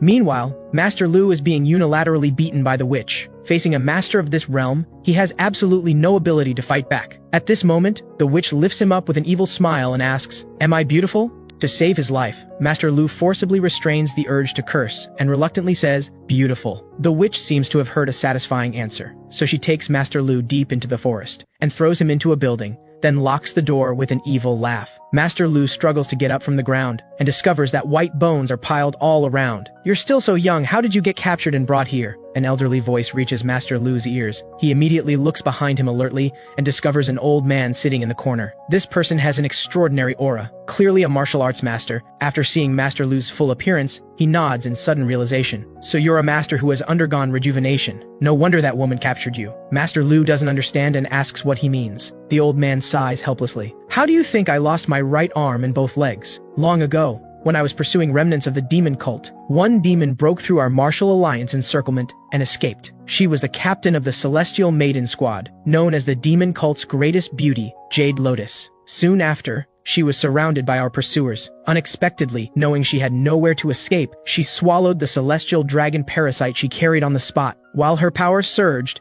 she also lost her sanity and completely became a witch. The celestial dragon parasite is a spiritual being that has lived for 1,000 years. No wonder the twin dragon spears reacted when they sensed her. The old man continues, "When that madwoman asks if she's beautiful, if she doesn't get a satisfactory answer, she'll dismember you on the spot. Don't think this is simple. Every time she asks you this question, you must praise her in different ways. Have you been praising her with different words all along? Exactly. Although I've repeated myself 3 times so far, I have a way to escape, so I've endured until now. But my body has become like this, so I can only have you implement this plan. With that, the old man retrieves something from a crack in the floor beneath him. This is alum powder used to eliminate centipedes. It will definitely have a lethal effect on her who swallowed the celestial dragon parasite. It took me a very long time to accumulate this much. I ground it all secretly from jewelry I found. You just need to sprinkle this on her face. The reason I've endured until now is to see her die in agony. This is my only chance to take revenge on her, please. Master Lu takes the powder and tells the old man he won't disappoint, then immediately begins meditating to recover his strength, preparing fully for the revenge to come.